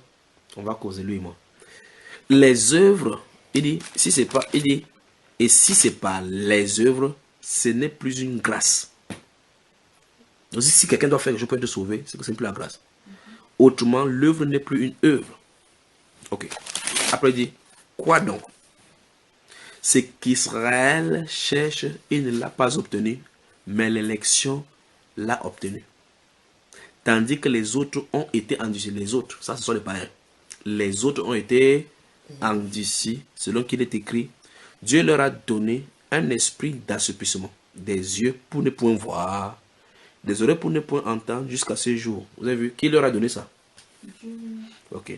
Et David dit, que leur table soit pour eux un piège, un filet, une occasion de chute et une rétribution. Or, quand vous lisez le psaume dans lequel il est écrit dans ce psaume 69, verset 23, vous n'allez pas voir directement que l'apôtre Paul, David a parlé d'Israël. Regardez bien. Verset 10, que leurs yeux soient obscurcis pour ne point voir et tiennent leur dos continuellement courbé. Donc, vous voyez qu'il y avait des prophéties pour baisser Israël pour qu'il soit aveugle. D'accord? Puis il dit maintenant, verset 11, j'ai dit donc, est-ce pour tomber qu'ils ont bronché? Loin de là, pour dire jamais. Mais par leur chute, le salut est devenu accessible aux païens afin qu'ils fussent excités à la jalousie. Quel plan de Dieu merveilleux. Or, si leur chute a été la richesse du monde et leur amoindrissement la richesse des païens, combien plus en sera-t-il ainsi quand ils se convertiront? Quand ils se convertiront, donc il y a une prophétie par rapport à eux. Je vous le dis à vous, païens, en tant qu'apôtre des païens. Vous voyez, je glorifie mon ministère, afin, s'il est possible, d'exciter la jalousie de ceux de ma race et d'en sauver quelques-uns. Car si leur rejet a été la réconciliation du monde, que sera leur réintégration sinon une vie d'entre les morts? Or, si les prémices sont saintes, la masse l'est aussi. Et si la racine est sainte, les branches le sont aussi. Mais si quelques-unes des branches ont été retranchées, et si toi qui étais un olivier sauvage, tu as été hanté à leur place et rendu participant de la racine et de la graisse de l'olivier, ne te glorifie pas aux dépens de ces branches. Si tu te glorifies, sache que ce n'est pas toi qui portes les racines, mais c'est la racine qui te porte. Tu diras donc, Amen. Les branches ont été retranchées afin que moi je fusse hanté. Cela est vrai. Elles ont été retranchées pour cause d'incrédulité et toi tu subsistes par la foi. Ne t'abandonne pas à l'orgueil, mais crains. Car si Dieu n'a pas épargné les branches naturelles, il ne t'épargnera pas non plus. Considère donc la bonté et la sévérité de Dieu. Sévérité envers ceux qui sont tombés et bonté de Dieu envers toi. Si tu demeures ferme dans cette bonté, autrement tu seras aussi retranché. Eux de même, s'ils ne persistent pas dans l'incrédulité, ils seront hantés, car Dieu est puissant pour les hanter de nouveau. Si toi tu as été coupé de l'élevé naturellement sauvage et hanté contrairement à ta nature sur l'élevé franc, à plus forte raison, eux seront-ils hantés selon leur nature sur leur propre olivier. Donc Dieu pour faire hanter les juifs, ce n'est pas difficile du tout. Verset 25, c'est là où c'est clair. Car je ne veux pas, frères, que vous ignorez ces mystères, afin que vous ne vous regardiez point comme sages, c'est qu'une partie d'Israël est tombée dans l'endurcissement jusqu'à ce que la totalité des païens soit entrée. Et ainsi, tout Israël sera sauvé. Selon qu'il est écrit, le libérateur viendra de Sion et il détournera de Jacob les impiétés. Et ce sera mon alliance avec eux lorsque j'ôterai leurs péchés. En ce qui concerne l'évangile, ils sont ennemis à cause de vous. Vous y êtes? Mais en ce qui concerne l'élection, ils sont aimés à cause de leur Père. Vous avez entendu? Il répète encore ce verset 28 là. Il dit, en ce qui concerne l'évangile, ils sont aimés à cause. Vous y êtes? Non. En ce qui concerne l'évangile, ils sont ennemis à cause de vous. Donc, l'évangile est fait pour les païens. On les envoie à cause des païens. Mais comment les païens puissent invoquer le nom de Dieu comme ça? Il dit, en ce qui concerne l'évangile, ils sont ennemis à cause de vous. Donc, mon Dieu, Dieu a mis vraiment l'immortalité par l'évangile. Comment les nations invoquent le même Dieu d'Israël? Tu es au Cameroun, tu dis, le Dieu de la Bible, c'est le Dieu d'Abraham, le Dieu d'Israël et de Jacob. Qu'est-ce qu'il a à voir avec vous? En ce qui concerne l'évangile, ils sont ennemis à cause de vous. Mais en ce qui concerne l'élection, ils sont aimés à cause de leur Père. Car Dieu ne se répand pas de ses dons et de son appel. De même que vous avez autrefois désobéi à Dieu et que par leur désobéissance, vous avez maintenant obtenu miséricorde. De même, ils ont maintenant désobéi afin que par la miséricorde qui vous a été faite, ils obtiennent aussi miséricorde. Donc, le danger ici, c'est que quand la miséricorde va aller vers les Juifs, ça sera aussi fermé pour les païens. C'est ce que la Bible est en train de nous enseigner. Car Dieu a renfermé tous les hommes dans la désobéissance pour faire miséricorde à tous. Ô profondeur de la richesse, de la sagesse et de la science de Dieu, que ses jugements soient insondables et ses voies incompréhensibles. Amen, amen, amen. Donc Israël, quand ils recevront le salut ne sera plus possible pour les non-juifs. La porte sera fermée. Merci pour ces questionnements, merci pour ces interrogations qui nous ont permis de pénétrer les sanctuaires de Dieu et de sonder quelques bribes de ses grâces pour nous édifier. Et j'espère que vous avez été édifiés vous aussi. Et vous qui nous écoutez. Que Dieu vous bénisse, que Dieu vous bénisse, que Dieu bénisse le peuple du Pays-Bas. Mais ça sent l'homosexualité ici. Ça sent la froideur, ça sent la puanteur dans votre pays. Qu'est-ce qu'il faut pour réveiller? Il faut que l'inondation vienne sur ces pays. L'inondation arrive. Et c'est dans ce pays-ci. Et il y a beaucoup de morts, des infections. Bonne nuit à vous. Que Dieu vous bénisse. Amen.